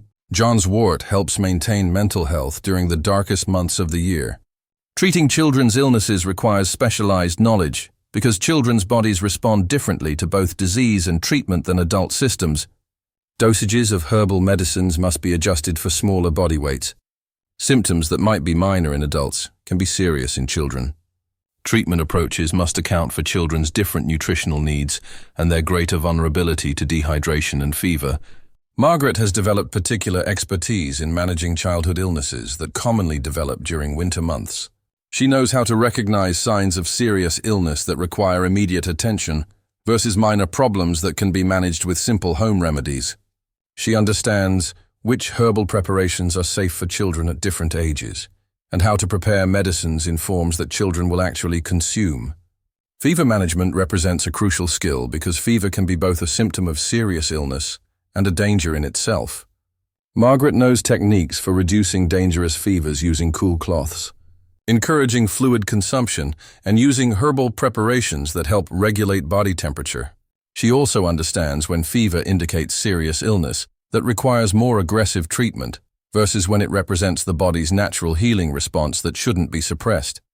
Digestive problems become common during winter months when diet is limited and nutritionally inadequate. Margaret knows herbal remedies for constipation, diarrhea, stomach pain, and nausea that can help maintain family health during months when poor nutrition and stress create ideal conditions for digestive problems. These treatments involve herbs like mint for nausea, fennel for digestive pain, and various preparations that help regulate bowel function. The family's medical knowledge also includes understanding of when home treatment is insufficient and when serious illness requires interventions that the family cannot provide. This involves recognizing symptoms that indicate life-threatening conditions, understanding the limitations of available treatments, and knowing when to seek help from other community members who might have specialized medical knowledge or resources. As Margaret checks her medicinal herb supply this morning and prepares preventive treatments for the family, she's drawing on generations of accumulated knowledge about maintaining human health under conditions that would challenge modern medical systems. Her understanding of herbal medicine, nutrition, hygiene, and healing represents sophisticated healthcare technology, adapted to medieval conditions and resource limitations. The storm outside threatens not just physical comfort, but family health through cold stress, confined conditions, and the physical demands of survival labor. But armed with medicinal knowledge passed down through generations of medieval healers, Your family possesses tools for maintaining health and fighting illness that could prove crucial for surviving the months ahead. The long winter night stretches ahead like an ocean of darkness, broken only by the small circle of firelight that defines your family's entire world during these months when survival depends as much on mental strength as on physical resources. The psychological challenges of medieval winter survival were as real and as dangerous as cold, hunger, or disease. And families that failed to manage these challenges often perished even when their material preparations were adequate. Darkness dominates winter life in ways that modern people with electric lighting can barely comprehend. During the shortest days of winter, actual daylight lasts less than 8 hours, and much of that time is often obscured by storm clouds that reduce visibility to twilight conditions. Inside your hut, with shutters closed against the cold, true darkness begins in mid-afternoon and doesn't lift until well after sunrise the following day. This darkness affects human psychology in profound ways that medieval peasants understood through practical experience rather than scientific knowledge. Extended periods without adequate light create depression, disrupt sleep patterns, reduce energy levels, and can lead to despair that threatens survival as seriously as any physical danger. Managing these psychological effects requires techniques and strategies that represent sophisticated understanding of human mental health. Maintaining daily routines provides one of the most important defenses against the psychological dangers of winter isolation. Your family follows schedules that create structure and meaning during months when the natural rhythms of day and night provide little guidance. Morning routines around fire maintenance, food preparation, and family gathering provide predictable starts to each day. Evening activities like storytelling, simple crafts, and shared meals create positive experiences to anticipate and remember. These routines aren't just pleasant traditions, but essential psychological survival tools. They provide reasons to get up in the morning when staying in bed would be easier. They create shared experiences that reinforce family bonds during months when cooperation is essential for survival. They establish rhythms that help regulate sleep patterns disrupted by the unnatural light cycles of winter. Work provides another crucial element of psychological survival during winter months. While the heavy outdoor labor of warmer seasons isn't possible during winter storms, families develop indoor work projects that provide sense of purpose and accomplishment during months when isolation and confinement can lead to dangerous depression and despair. Margaret spends portions of each day working on textile projects that will be needed for the following year. Spinning wool into thread, weaving cloth, and sewing garments provide productive activities that create tangible results while requiring skills that keep the mind engaged. These projects also provide topics for conversation and shared activities that help maintain social bonds within the family. Thomas learns woodworking skills during winter months, creating tools and household items that will be needed during warmer seasons. Carving wooden spoons, repairing furniture, and making simple toys for Mary provide him with meaningful work that contributes to family welfare while teaching skills he'll need as an adult. The process of learning and mastering these skills provides psychological benefits that go far beyond the practical value of the items he creates. Even little Mary participates in age-appropriate work projects that help her feel useful while providing psychological stimulation. She learns basic sewing skills, helps with simple food preparation tasks, and assists with household organization in ways that make her feel valuable to family survival. Children who feel useless or burdensome during winter months can develop psychological problems that affect their physical health and survival probability. Storytelling represents one of the most sophisticated psychological survival technologies available to medieval families. The oral tradition provides entertainment, education, and emotional support during months when other forms of mental stimulation are unavailable. Stories connect families to broader cultural traditions, provide positive mental imagery to counteract the harsh realities of winter survival, and create shared experiences that strengthen family bonds. The stories told during winter evenings aren't random entertainment but carefully selected narratives that serve specific psychological functions. Tales of heroes overcoming difficult challenges provide inspiration and hope during months when survival requires extraordinary perseverance. Stories about successful harvests, warm weather, and abundance provide mental relief from current hardships while reinforcing belief that spring will eventually return. Religious stories and prayers provide additional psychological support for families whose spiritual beliefs offer comfort during the most challenging months of the year. These narratives provide framework for understanding suffering as temporary and meaningful, rather than random and endless. They offer hope for better times and spiritual resources for dealing with present difficulties. Memory exercises and mental games help maintain cognitive function during months when limited stimulation can lead to mental dullness and depression. Families develop games based on recalling details about warmer seasons, sharing memories of better times, and mental activities that keep minds active and engaged despite physical confinement. Music, even in the simple forms available to peasant families, provides powerful psychological medicine during winter months. Singing traditional songs creates shared emotional experiences that lift morale and reinforce cultural identity. Simple instruments like wooden flutes provide opportunities for creative expression and entertainment. Even rhythmic activities like clapping or drumming on household items can provide mood improvement and family bonding. The management of conflicts and tensions becomes crucial during months when families are confined in small spaces with limited privacy and restricted activities. Medieval families develop sophisticated conflict resolution techniques that prioritize family unity and cooperation over individual preferences. These techniques include formal discussion periods where grievances can be aired and resolved, rotation systems for unpleasant tasks that prevent resentment from building up, and recognition systems that acknowledge each family member's contributions to survival efforts. Privacy management represents another crucial aspect of winter psychology. Even in the tiny space of a peasant hut, families find ways to create psychological privacy that allows individuals to maintain some sense of personal autonomy. This might involve designated times when individuals can be alone with their thoughts, small spaces where people can retreat for brief periods, and respect for personal possessions and individual preferences within the constraints of survival necessity. Hope management becomes essential for psychological survival during months when current conditions are harsh and the duration of suffering is uncertain.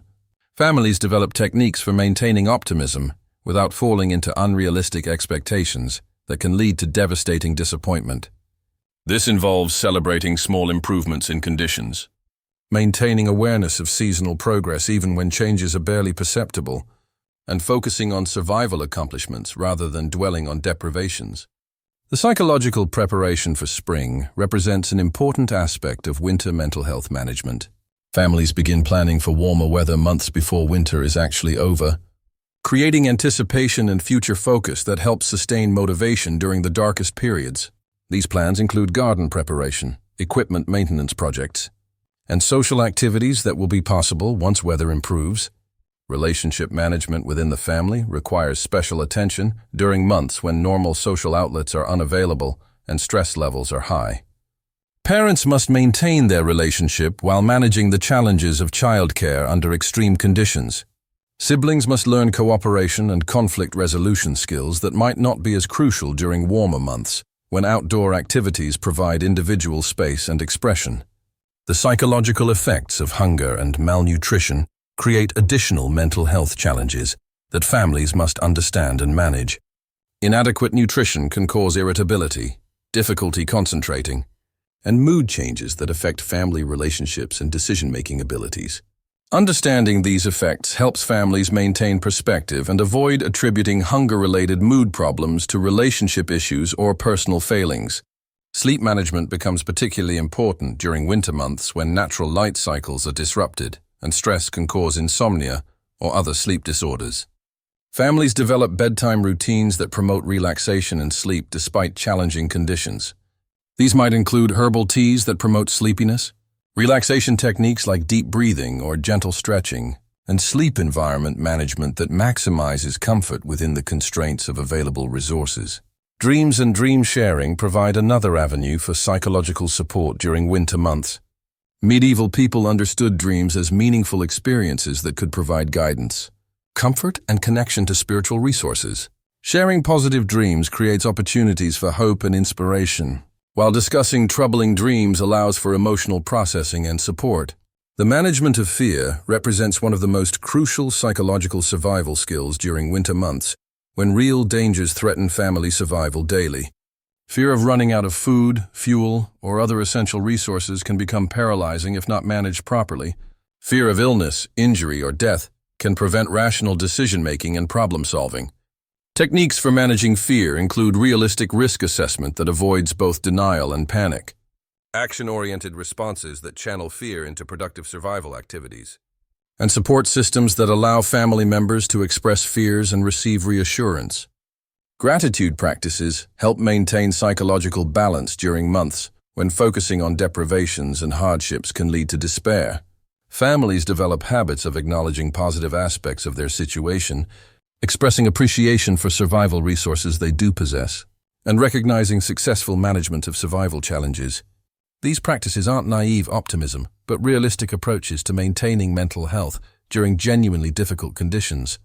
The psychological preparation for potential loss helps families cope with the real possibility that not all family members might survive until spring. Medieval people understood that death was a possibility that required mental preparation rather than denial. This preparation involves practical planning for how the family would reorganize if members were lost, emotional preparation for grief and mourning processes, and spiritual preparation that provides framework for understanding and accepting mortality. Community connections, even when limited by weather conditions, provide crucial psychological support during winter months. Occasional visits with neighbors, shared activities when weather permits, and participation in community decision-making help individuals maintain social identity beyond their immediate family roles. These connections provide perspective on family problems, opportunities for emotional support, and reminders that survival challenges are shared community experiences rather than individual failures. As you sit by the fire this evening, watching the flames dance and feeling the warmth on your face while the storm continues to rage outside, you're drawing on psychological survival skills that have been developed over centuries of human experience with extreme conditions. The mental strength needed to endure months of cold, darkness, and uncertainty requires techniques as sophisticated as any physical survival technology. The winter of 1347 will test not just your family's material preparations, but your psychological resilience, your relationships with each other, and your ability to maintain hope and determination during conditions that push human endurance to its limits. But armed with the psychological survival tools developed by generations of medieval families, you possess resources for maintaining mental health and family unity that could prove as crucial as food and fuel for surviving until spring returns. The small wooden chest tucked beneath your sleeping area contains more than just your family's modest collection of coins and valuables.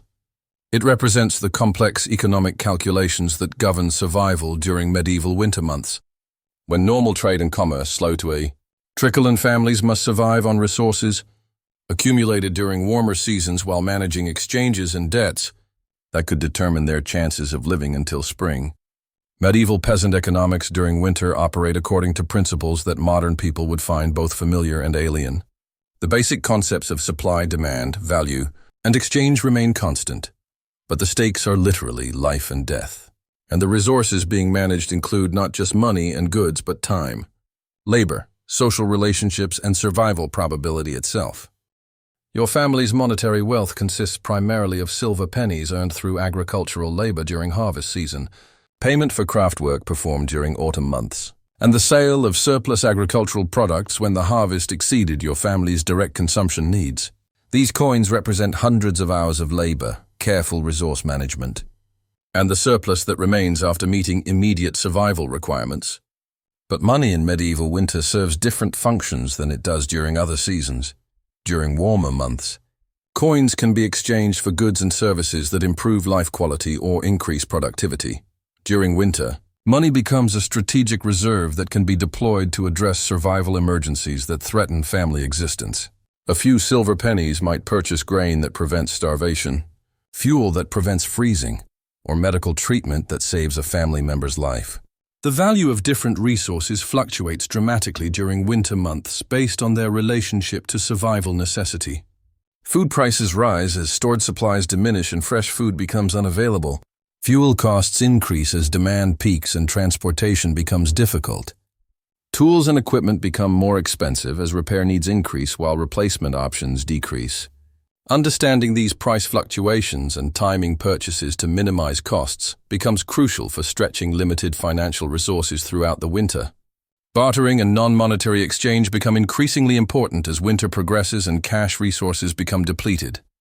Your family possesses goods and services that other families need.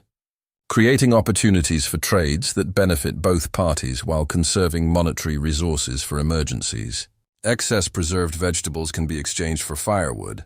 Textile work can be traded for tool repairs, and labor can be provided in exchange for access to specialized equipment or knowledge. The timing of these exchanges requires sophisticated economic calculation. Trading away stored food early in winter might provide immediate benefits, but could leave your family undernourished later, when acquisition of additional food becomes impossible. Conserving resources too aggressively might mean missing opportunities for beneficial exchanges, while other families still have surplus goods available for trade. Debt relationships represent another complex aspect of medieval winter economics. During autumn preparation periods, your family borrowed some resources to complete survival preparations, with agreements to repay after spring planting and harvest. These debts create ongoing obligations that must be managed carefully to maintain creditworthiness for future borrowing, while not compromising current survival resources. The community maintains informal but precise accounting of debt relationships, recording who owes what to whom and monitoring the status of various repayment agreements. Families that fail to honor debt obligations find their access to future credit severely limited, potentially compromising their ability to survive subsequent winters. Conversely, families that consistently honor their debts build reputations that provide access to emergency assistance when survival is threatened. Risk assessment becomes a crucial economic skill during winter months when wrong decisions can have fatal consequences. Every expenditure must be evaluated not just for its immediate costs and benefits, but for its impact on the family's overall survival probability. Purchasing expensive medicine might save a family member's life, but could leave the family without resources to purchase food if other emergencies arise.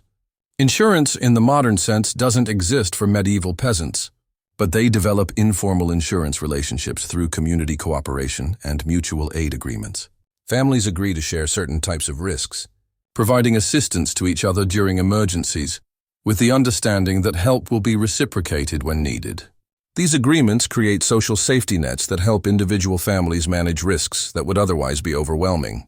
Resource allocation within the family requires economic calculations that balance individual needs against collective survival. Food must be distributed to maintain each family member's health, while recognizing that some members contribute more to survival efforts and might therefore deserve larger shares. Fuel must be allocated to different activities based on their importance for survival versus their cost in terms of depleted reserves. The economic value of labor changes dramatically during winter months. Physical labor becomes less valuable because many types of work can't be performed in cold conditions. Specialized skills become more valuable because they can be applied to problems that threaten survival. Knowledge workers, people who possess information about weather prediction, resource management, or problem solving, find their services in high demand. Your own labor during winter months focuses on activities that provide the highest return in terms of family survival probability. Maintaining the fire, managing fuel consumption, and performing essential maintenance tasks take priority over work that might be economically productive during warmer seasons, but doesn't contribute to immediate survival needs. Margaret's economic contribution goes far beyond the direct value of her daily labor. Her skills in resource management, food preparation, textile work, and household organization create economic value that would be difficult to replace through market exchanges, even if such markets were available during winter months. Her knowledge of preservation techniques, medicine, and childcare represent human capital that contributes significantly to family survival probability. The children's economic status reflects both their resource requirements and their contributions to family survival efforts. Thomas, at 10 years old, consumes significant resources, but also provides labor that contributes to family welfare. His economic value will increase as he develops additional skills and becomes capable of more demanding work. Mary, at 6, represents primarily an economic cost, but also the family's future and a source of motivation that justifies current survival efforts. Investment decisions during winter focus on purchases that improve survival probability rather than those that might provide economic returns during warmer seasons. Money spent on additional blankets, medicine, or emergency food supplies provides insurance against life-threatening emergencies. Money spent on tools or equipment that might be profitable during farming season represent speculation that the family will survive long enough to realize those returns. The psychological economics of scarcity create additional challenges for family resource management. Living with limited resources creates stress that can affect decision-making abilities and family relationships. The constant awareness of resource constraints can lead to excessive conservation that reduces life quality unnecessarily, or to anxiety about future scarcity that prevents enjoyment of current resources. Market timing becomes crucial when opportunities for exchange do arise during winter months. Traveling merchants occasionally pass through the village, offering goods that aren't available locally but at prices that reflect the difficulty and risk of winter travel. Deciding whether to pay premium prices for immediate access or to wait for better opportunities requires sophisticated understanding of probability and risk management. Credit management involves balancing the benefits of borrowing against the risks of increased debt obligations. Emergency borrowing might provide resources needed for immediate survival, but could create debt burdens that compromise future survival prospects. Families must evaluate their ability to generate income during warmer seasons against the resources needed for current survival. Wealth preservation strategies focus on protecting accumulated resources against the various threats that could destroy family economic security. Fire could destroy stored goods, theft could eliminate savings, and poor decisions could waste resources needed for survival. Diversifying assets and storage methods helps protect against total loss while maintaining access to resources when needed. The economics of gift-giving and social obligations continue to operate even during the harshest winter conditions. Families maintain relationships through small gestures of generosity that demonstrate respect and preserve social bonds that could be crucial for survival. These gifts represent economic costs that must be balanced against their social benefits and long-term survival advantages. As you count the remaining coins in your wooden chest this evening and calculate their potential purchasing power against likely future needs, you're engaging in economic planning that could determine your family's survival. The principles involved, resource allocation, risk management, investment timing, and debt management, represent sophisticated financial knowledge adapted to conditions where miscalculation can have fatal consequences. The storm outside not only threatens your family's immediate physical comfort, but also affects the economic systems that govern winter survival. Bad weather reduces trading opportunities, increases resource consumption, and raises the stakes of every economic decision your family makes during the months ahead. The intricate system of heat management that keeps your family alive during this brutal December storm represents one of humanity's most crucial survival technologies, refined over countless generations of people who understood that the difference between life and death often came down to the efficient capture, distribution, and conservation of precious thermal energy. Your fire pit sits at the geometric center of the hut not by accident, but because this position optimizes heat distribution to all areas of the living space while minimizing the fuel required to maintain survivable temperatures. The circular arrangement of stones around the fire pit creates both a safety barrier and a thermal mass system that continues radiating heat long after active flames have diminished. These stones were selected specifically for their heat retention properties during the warmer months when such preparation was possible. Dense, fine-grained stones absorb and hold thermal energy more efficiently than porous rocks, which can actually explode when heated rapidly due to trapped moisture. Each stone in the circle represents knowledge about material properties that could mean the difference between effective heating and dangerous failure. The size and shape of the stones create a carefully engineered thermal battery system.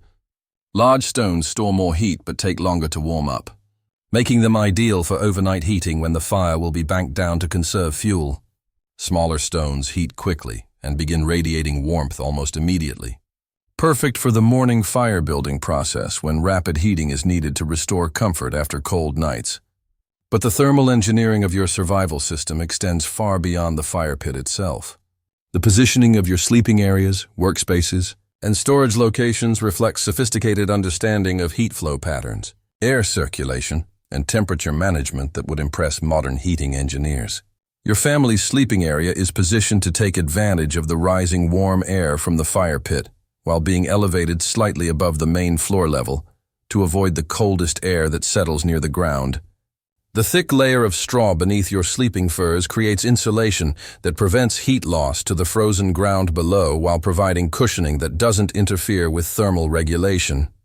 The walls of your hut incorporate thermal management principles that balance heat retention against the need for air circulation that prevents dangerous gas buildup. The wattle and daub construction creates thick walls with trapped air spaces that provide insulation, while small, carefully positioned gaps allow for the minimal air exchange needed to maintain breathable atmosphere without excessive heat loss. Your family has developed techniques for heat capture and redistribution that maximize the warming effect of your limited fuel supply. Heated stones from the fire pit can be wrapped in cloth and moved to beds, work areas, or even taken outside during brief periods when outdoor work becomes absolutely necessary. These portable heating devices provide warmth for hours while requiring no additional fuel consumption. Water heating serves multiple thermal management functions beyond just providing warm liquid for drinking and cooking. The large ceramic pot that sits permanently near the fire pit acts as both a heat sink and a heat source, absorbing thermal energy during active burning periods and radiating that heat back into the living space for extended periods. The thermal mass of water changes temperature slowly, creating a stabilizing effect that moderates temperature swings throughout the day and night. Steam from heated water also provides a form of heating that transfers warmth directly to people, rather than trying to heat the entire air volume of the hut. When family members need rapid warming after exposure to cold conditions, breathing steam from hot water provides internal heating that raises body temperature more efficiently than simply sitting near the fire pit. Clothing management represents another sophisticated aspect of your thermal technology. Rather than simply wearing heavy garments constantly, your family has learned to layer clothing systems that can be adjusted throughout the day to optimize comfort while conserving body heat. During active periods, excess layers can be removed to prevent overheating and moisture buildup that would reduce insulation effectiveness. During rest periods or when working away from the fire, additional layers provide increased insulation. The management of air circulation within the hut requires understanding of how heat moves through confined spaces and how to control that movement to maximize heating efficiency. During the day, when active fire provides abundant heat, strategic opening of the door or window allows fresh air circulation that prevents stuffiness while expelling stale air. During nighttime, when fuel conservation becomes critical, these openings are sealed to prevent heat loss while maintaining minimal ventilation through small gaps that don't compromise thermal integrity. Body heat sharing represents one of your family's most important heat conservation technologies. During the coldest periods, family members sleep together in shared beds that combine their individual body heat into a collective warming system. This arrangement requires cooperation and consideration, but can maintain survivable sleeping temperatures while using significantly less fuel than would be needed to heat individual sleeping spaces. Cooking activities are timed and coordinated to maximize their contribution to space heating while minimizing fuel consumption. Food preparation happens during periods when the hut needs warming anyway, ensuring that cooking fuel serves double duty for both nutrition and thermal management. Hot meals provide internal heating that raises body temperature from within while requiring less environmental heating to maintain comfort. The thermal properties of different fuels are understood and utilized to match heating needs with optimal wood types. Fast-burning woods like birch provide rapid heat for warming cold spaces quickly or for cooking activities that require high temperatures for short periods. Dense hardwoods like oak burn slowly and steadily, perfect for overnight heating or for maintaining consistent temperatures throughout the day. Heat recovery systems capture and reuse thermal energy that would otherwise be wasted. Bread baked in the coals of the fire pit continues cooking using residual heat long after active flames have died down. Water heated for washing can be reused for foot warming after its primary purpose is completed. Even ash from the fire pit retains enough heat to provide warming for hands and feet long after the wood that created it has been consumed. Insulation strategies throughout the hut minimize heat loss through surfaces that contact the cold external environment. Animal furs and thick woolen blankets hung along walls create insulating air gaps that reduce heat transfer. Straw scattered on the floor provides a barrier between feet and the cold ground. Even the arrangement of stored goods creates insulation that helps retain heat within the living space. Thermal drafting management involves understanding how air moves through the structure and controlling those movements to prevent heat loss while maintaining necessary ventilation. Cold air that enters through small gaps sinks to the floor, where it can be managed and warmed before rising to mix with the warmer air near the ceiling. Strategic placement of barriers and deflectors helps control these air movements to optimize heating efficiency. Your family has learned to use sunlight as a supplementary heating source during the brief periods when it's available. Even weak winter sunlight can provide significant heating when captured and concentrated effectively. Opening shutters during sunny periods allows solar heating that reduces fuel requirements while improving morale through increased light exposure. Heat storage in thermal mass extends far beyond just the stones around the fire pit. Dense objects throughout the hut, ceramic pots, wooden furniture, tools, and storage containers, all absorb heat during warm periods and radiate it back during cooler periods. Understanding how to position and use these thermal mass elements helps smooth out temperature variations while conserving fuel.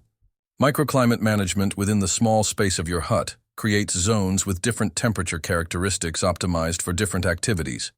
The area immediately around the fire pit provides the highest temperatures for cooking and warming.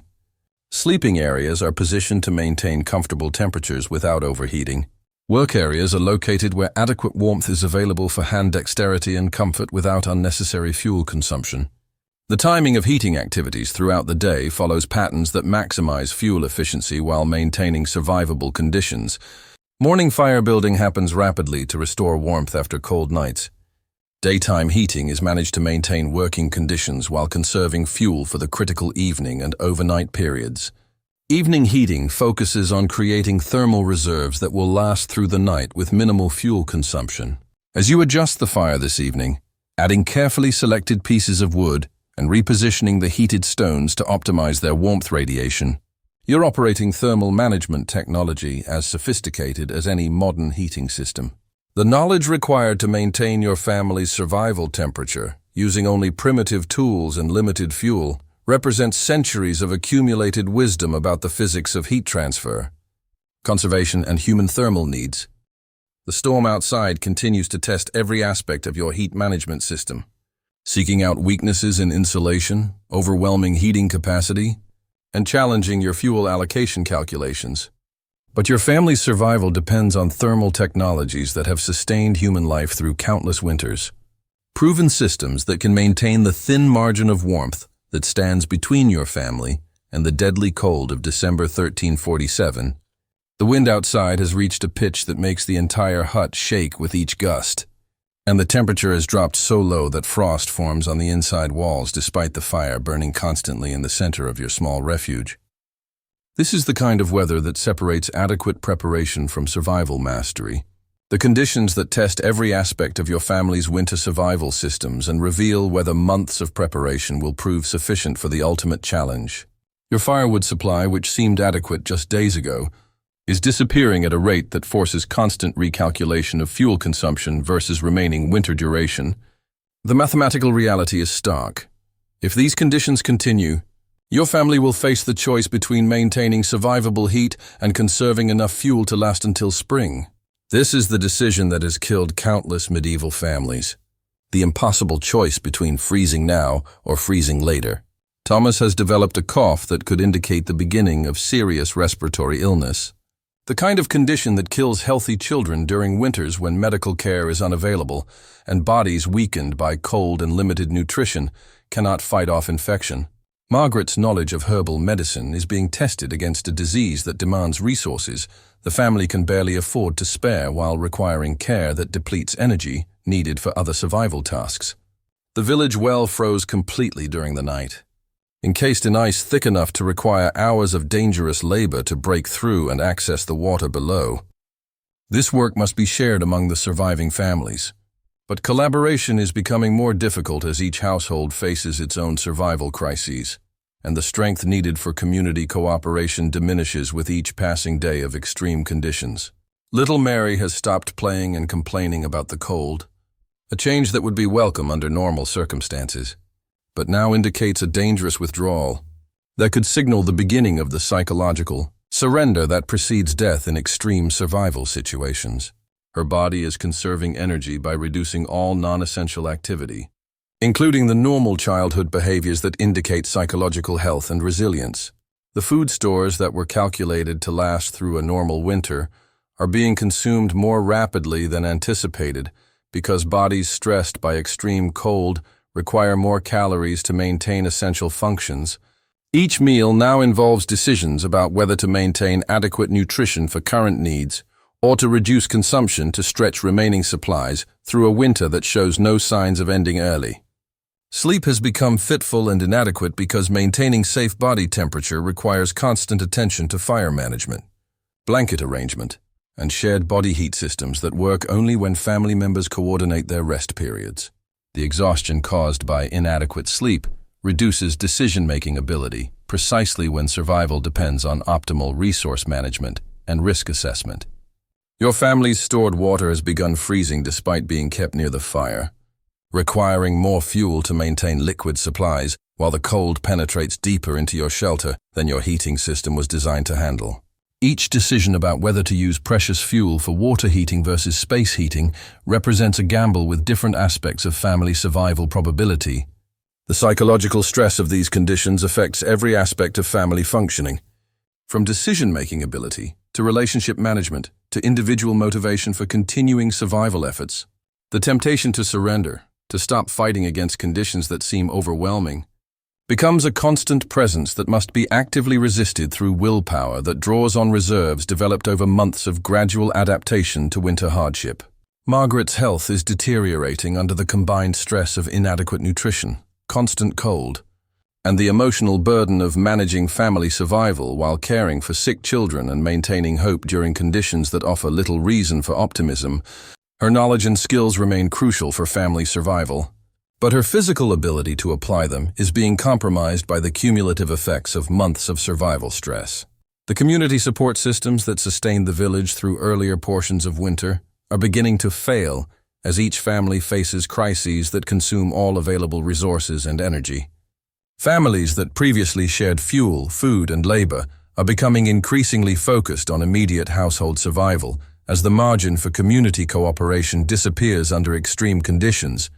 Your own strength and decision-making ability are being tested by conditions that require constant physical labor, continuous risk assessment, and leadership decisions that directly impact family survival probability. The knowledge and skills developed over months of preparation are being stressed to their limits by conditions that exceed the normal parameters of winter survival planning. The economic resources that provided security during earlier months are being depleted rapidly as emergency purchases become necessary for immediate survival. The careful calculations that balanced resource conservation against current needs are being overwhelmed by conditions that require immediate action, regardless of long-term consequences. Food preparation has become a constant balancing act between providing adequate nutrition to maintain health and strength, while conserving supplies for an uncertain duration of continued extreme conditions. Each meal represents resource allocation decisions that could determine whether the family survives to see spring or succumbs to the accumulated effects of malnutrition during the final months of winter. The textile technologies that seemed adequate for normal winter conditions are being stressed by temperatures, and conditions that penetrate through layers of wool and leather that normally provide sufficient protection, maintaining dry. Warm clothing becomes increasingly difficult as moisture from breath, cooking, and occasional leaks creates conditions that compromise insulation while increasing heat loss. Your family's heat management systems are operating at maximum capacity, consuming fuel at unsustainable rates while struggling to maintain temperatures barely adequate for survival. The thermal technologies that worked effectively during moderate winter conditions are being overwhelmed by cold that penetrates through insulation, overwhelms heating capacity, and creates conditions that exceed the design parameters of medieval survival systems. Yet your family continues to survive, continues to find ways to adapt and respond to conditions that push human endurance beyond normal limits. The knowledge accumulated over generations, the skills developed through months of practice, and the social bonds that provide motivation for continued effort prove their value under the ultimate test of winter survival. Thomas's cough responds to Margaret's herbal treatments and careful nursing, demonstrating the effectiveness of medieval medical knowledge under extreme conditions. The community well is cleared through shared labor that proves the continuing strength of cooperation, even when individual resources are stretched to breaking points. Mary's withdrawal proves temporary, responding to increased attention and the provision of small comforts that help maintain psychological resilience. The food supplies, while strained, prove adequate when combined with careful rationing and supplementation with emergency stores that were reserved for exactly these conditions. The fuel calculations, while tight, remain viable when combined with heat conservation techniques that maximize the warming value of each piece of firewood. The water management systems adapt to freezing conditions through techniques that maintain access while minimizing fuel consumption. Your family's survival through these extreme conditions validates the preparation, knowledge, and cooperation that have sustained medieval families through countless winters. The techniques prove their worth under ultimate testing. The relationships demonstrate their strength under maximum stress, and the accumulated wisdom shows its value when survival margins disappear, and only the most essential knowledge makes the difference between life and death. As the storm finally begins to show signs of diminishing and temperatures moderate slightly from their extreme lows, your family faces the aftermath of survival testing that has pushed every system to its limits while proving the effectiveness of medieval winter survival technology under conditions that challenge human endurance. The winter of 1347 is far from over, but your family has survived its harshest test and proven that preparation, knowledge, cooperation, and determination can sustain human life even under conditions that seem impossible. The techniques that brought you through this crisis will serve for the remaining months of winter, strengthened by the confidence that comes from successful survival under extreme conditions. The fire burns steady and warm in the center of your hut. The family gathers around its comforting light, and the knowledge that has sustained generations of medieval families proves once again its power to preserve human life through the darkest and coldest months that winter can provide. Spring will come, survival is possible, and your family will live to see warmer seasons because of knowledge, preparation, and determination that transform impossible conditions into manageable challenges. The storm outside is ending, but the winter continues, and your family continues with it, armed with proven techniques and strengthened by successful survival under the ultimate test of medieval winter conditions. The first signs of spring are almost imperceptible, noticed only by people who have spent months watching for the slightest indication that the brutal season might finally be ending. The quality of light changes slightly, lasting perhaps a few minutes longer each day. The wind shifts direction more frequently, occasionally bringing warmer air from the south instead of the constant Arctic blast from the north. Even the sound of the storm changes, becoming less sharp and cutting, more like the weather patterns that promise change rather than the relentless cold that has dominated for months. Your family has survived the winter of 1347, one of the harshest in medieval European history, through the application of knowledge, techniques, and cooperation that represent centuries of accumulated wisdom about human survival under extreme conditions. Every system that sustained your family, fuel management, food preservation, heat conservation, medical care, psychological resilience, and community cooperation, proved its worth under testing that pushed medieval survival technology to its absolute limits. The fuel calculations that seemed so precise during autumn planning proved adequate, but barely, requiring constant adjustment and conservation techniques that extracted maximum heating value from every piece of firewood. The food preservation methods sustained your family's nutrition throughout months when fresh food was unavailable, while rationing systems ensured that stored supplies lasted until the end of winter.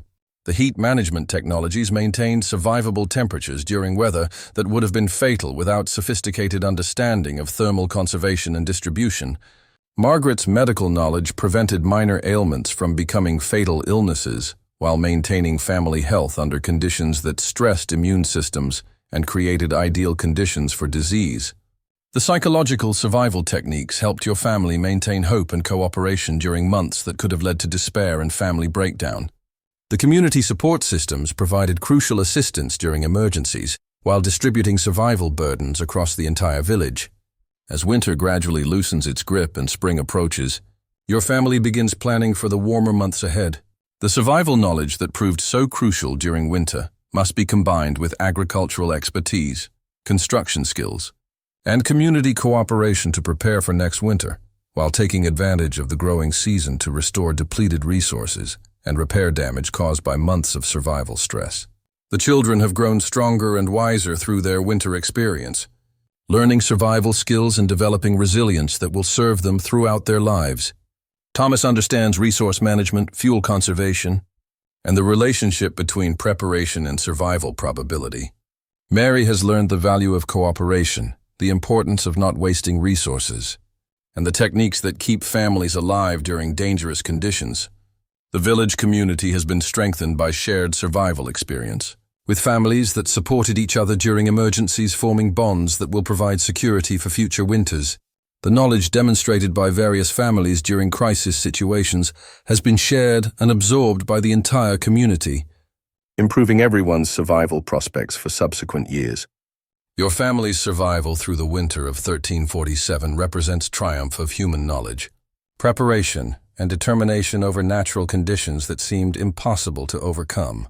The techniques that sustained medieval families through countless harsh winters proved their effectiveness under ultimate testing, validating centuries of accumulated wisdom about winter survival under extreme conditions.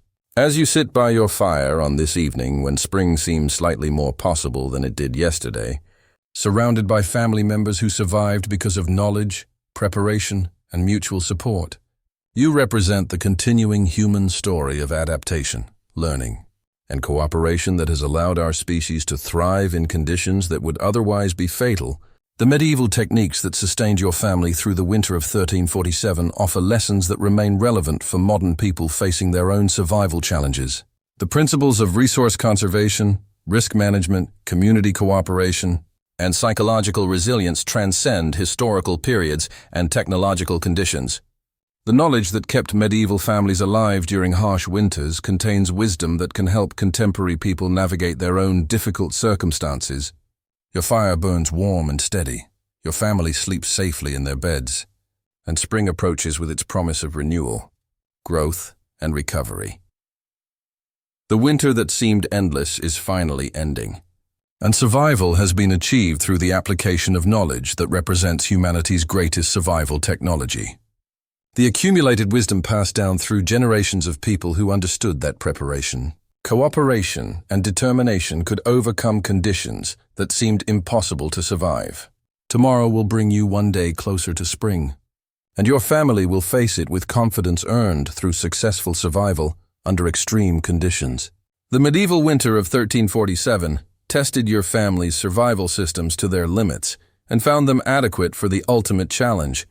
Spring will come and your family will be there to greet it, alive and strong because of knowledge that transforms impossible conditions into manageable challenges through the simple but profound application of human wisdom, preparation, and mutual support. The story ends as winter stories should, with survival, with family, with the promise of spring, and with the knowledge that human beings, properly prepared and working together, can overcome conditions that seem designed to destroy them. Your family's fire burns bright against the darkness, a symbol of the human capacity to create warmth, safety, and hope even in the coldest and most challenging circumstances. The techniques that sustained your family through the winter of 1347 represent more than just historical curiosities or primitive survival methods. They embody principles of resourcefulness, community cooperation, and adaptive resilience that remain relevant for anyone facing challenging circumstances. The medieval peasants who developed these survival systems understood fundamental truths about human nature, resource management, and the power of knowledge and preparation to transform desperate situations into manageable challenges. As you drift toward sleep in your warm bed, surrounded by family members who survived because of wisdom passed down through generations, you carry forward the knowledge that has sustained human communities through countless winters. The fire in your hearth burns with flames that connect you to thousands of years of human experience with survival, adaptation, and the triumph of preparation and cooperation over seemingly impossible odds. Your breathing slows and deepens as the warmth from the fire relaxes your muscles, and the security of successful survival allows your mind to release the constant vigilance that winter required. The sounds of your family sleeping peacefully around you create a gentle rhythm that speaks of safety, security, and the profound satisfaction that comes from meeting extreme challenges with adequate preparation and mutual support. The winter wind outside has softened to a gentle whisper, no longer the howling threat that tested your family's survival systems, but now simply the sound of weather passing through a world where humans have learned to create islands of warmth and safety through knowledge, preparation, and cooperation. Spring approaches with each passing day, bringing with it the promise of renewal, recovery, and the opportunity to prepare for whatever challenges the future might bring. Your medieval winter survival story becomes part of the larger human story of adaptation, learning, and triumph over adversity. The knowledge that kept your family alive during the winter of 1347 lives on in the countless ways that human beings continue to overcome difficult circumstances through preparation, cooperation, and the application of accumulated wisdom to seemingly impossible challenges. Sleep comes naturally now, warm and peaceful, supported by the security that comes from successful survival and the deep satisfaction of challenges met and overcome. Your family rests safely in their beds, your fire burns steady and warm, and spring waits just beyond the horizon with its promise of better days and the opportunity to build upon the strength and wisdom gained through surviving the deadliest winter in medieval history. The story of how medieval peasants survived the deadliest winters is ultimately a story about human resilience, the power of knowledge and preparation, and the triumph of cooperation and determination over conditions that seem designed to defeat the human spirit.